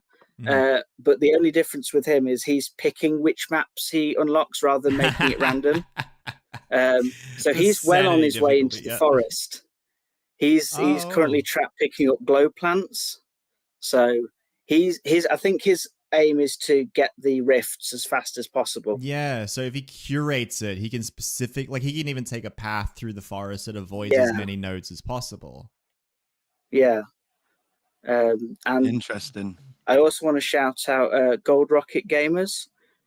He's got a series called Locked Rocket, where his total level and the levels he gains give him a currency to unlock rooms. It's not as hardcore as what I'm doing, but it means his series has a lot more momentum on it. Yeah. He's doing YouTube videos on that, right? Yeah, he took a bit of a break for a month or so, and he's back with new episodes now. So, how are you having more fun on your? I guess your chunk lock's pretty locked, but are you having more fun on it than your main, or what do you think? yeah, so that while the main is kind of passiving its way to the last few quest requirements, I've been enjoying this one a lot more. Cool. Just for the pace of it, Yeah. while we're waiting for updates and waiting for big reworks. Awesome. How can we follow your journey? Discords. Yes, Discord is the best way actually, because I'm quite active on the Discord, and I usually have my name updated to kind of talk about what my current grind is. I do also have a YouTube channel, but my videos are very kind of basic. Here's what I did. There's no editing. Don't expect Cabbage Man, but I do. My editing's yeah. the same, bro. I don't judge. I didn't realize you had a YouTube channel. I'm sorry. I would have just let me know what it is, and I'll add it to the description of the video. Sure. I'll send it along. But yeah, I wasn't coming on to do like a big promotion. It was just that's fun. more for the community. If this results in more people doing challenge accounts, then absolutely that's what I want to see more than anything. Let's go. All right. Well, thanks so much for coming on. I don't think anyone. I think we're all good here. Thank you. Good luck with your account. Talk to you, Mist. See you, buddy. Yeah, bro.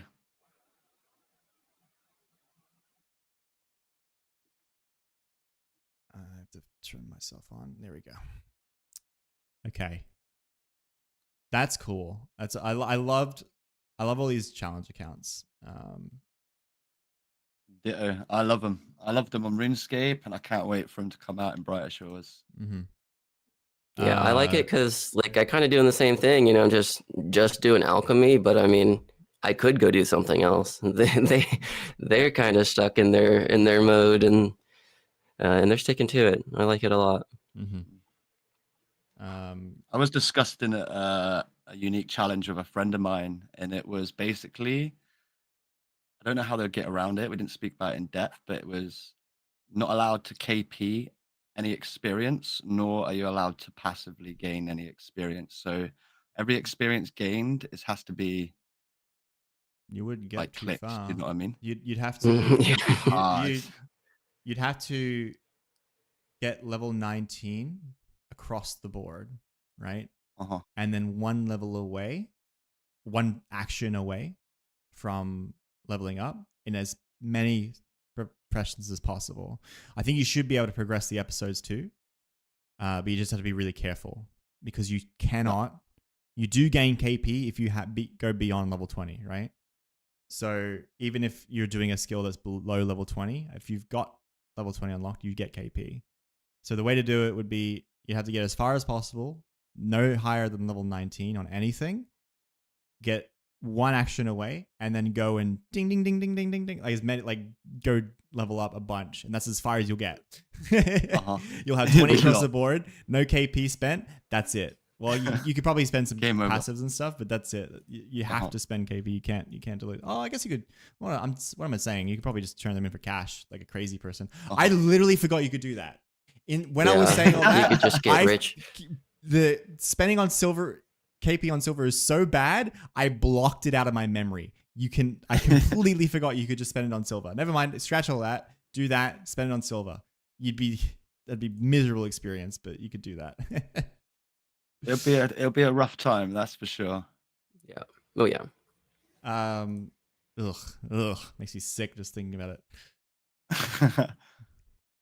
Not gonna lie, because I was drop training when I was training my 500 gatherer, I had no gold or silver, and then I realized that how am I gonna buy potions? So yeah, we did pump a few KPs into silver, you know. Had to be done at the time. It never has to be done. There's no excuse. Only I was Misclicks, broke. I was down bad. I think I spent 1 or 2 in the first hour of the game when you open the forager shop and you're like, okay, I want to get shells. I need to get a trowel. 38 silver. I've got like 10 silver in my name. in this economy? Like, no What? shit. Am I gonna buy this trowel? Now it's fine, but holy shit, when you were starting out, that was my favorite part of the game, is like trying to figure that out. Yeah, I can definitely see some viability with it very early, but after that, I mean, it's hard to pass on the XP. Yeah, it's also based on the highest level profession, not your total level, so it wouldn't even scale to anything impressive. Yeah, and max is at like 167 or something like that, or 127. Nothing impressive. Especially if you have a 500 profession, you're making a lot of money anyway. Oh dear. We have a couple of gags to run through. Some good vibes. For the end here. I'm just gonna bring this back up because it's really funny.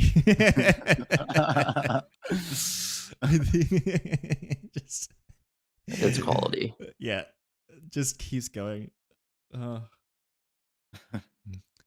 Someone posted this regarding Fisher.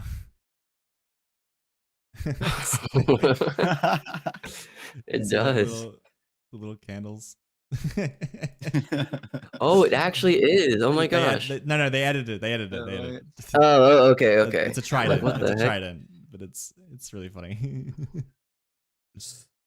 Another fishing one. They posted that colorblind mode in fish would be really nice.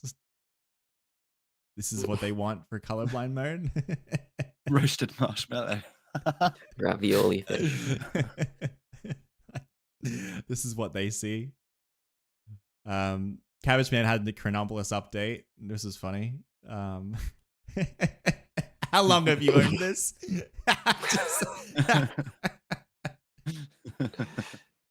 This Love is really it. funny. Just Cabbage Man coming across. Oh, there's the whole detective thing. I love all the passives in this game. They're genuinely really funny. Yeah, they're so good. Smart. And then there's this one. When you log in to only reset ventures and passives. Yeah, there's that obelisk front and center. Brighter chores. I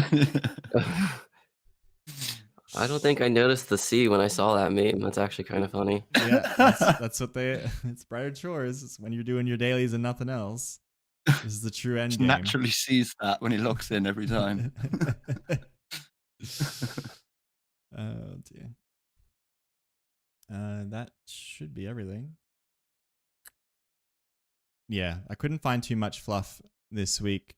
There was a little bit of people, mostly just people chatting about the combat rework and stuff like that, which I think we've done excessively today. So that we're just waiting for more information. yes, so the Q&A will come up with some more info for that, which will be mid next week or early next week. We're not sure of the exact day yet. There will be a notification in the Discord communities once that comes up. Probably a Reddit post as well once he gets clarified on the date. It'll actually feature Andrew as well, so it's not just Samuel. It'll be Samuel and Andrew. I think I can't even remember the last time Andrew was on like a video other than the RuneScape documentary or like some kind of JKEX podcast or video. So that'll be cool to see. It's gonna be really good. Hopefully they can dodge some of the like toxicity, because ultimately we do just want to see improvement and stuff like that. Yep. So that should be everything for today. Would you guys please sign off? That'll be just Cosmic. Yep. So I go by Cosmic. dance. You can find Do it me. while you're dancing. Go on. Oh yeah, you can find me at Cosmic Condition on Twitch. I do a lot of dancing, chill vibes, good times, electronic music usually. Come hang out. Just a couple quick shout outs to Cass, Toolin, Sunshine, Malamba, Caustic, Script, Zan, Casey, Oh my God. Empathetic, Rem, Dewey, Bunny, Kura, Ash, Amelie, and then also to the Twitch friends, OJ Allen, Kels the Mod, Vorpal Pranas, and Wondrous Turnip. Shout out to all you guys for making me who I am and supporting me along the way. I really appreciate you. This freaking Eminem shout outs. Okay. Shoreline. I'm Shoreline Chronicles. I appreciate you all. I appreciate all the support we've been getting in Twitch. You can find me in game as Bugged. Yeah, and I'm going to give you my shout outs now. So big shout out to Traveler or Jinx Gaming that's been Please helping rap. me build a Discord around professionals. But yeah, so shout out to him. Shout out to all the ambassadors. There he goes. But yeah, thank you guys. I appreciate you all. Shoreline Chronicles signing out. He's fucking dancing. Okay. Thanks everyone. I'm Tel. Thank you so much for your contributions and support. Thank you for watching. We do it. I do it. We all do it for you guys. For the love of the game and nothing else, truly. So happy to be here. Thank you so much for watching. And thank you, if your name's on the screen, thank you so much for the support. And have a great rest of your day, guys. Thanks for having me, Tel. Appreciate it. Love you all, guys. Yeah, cheers, Tel. Thank you.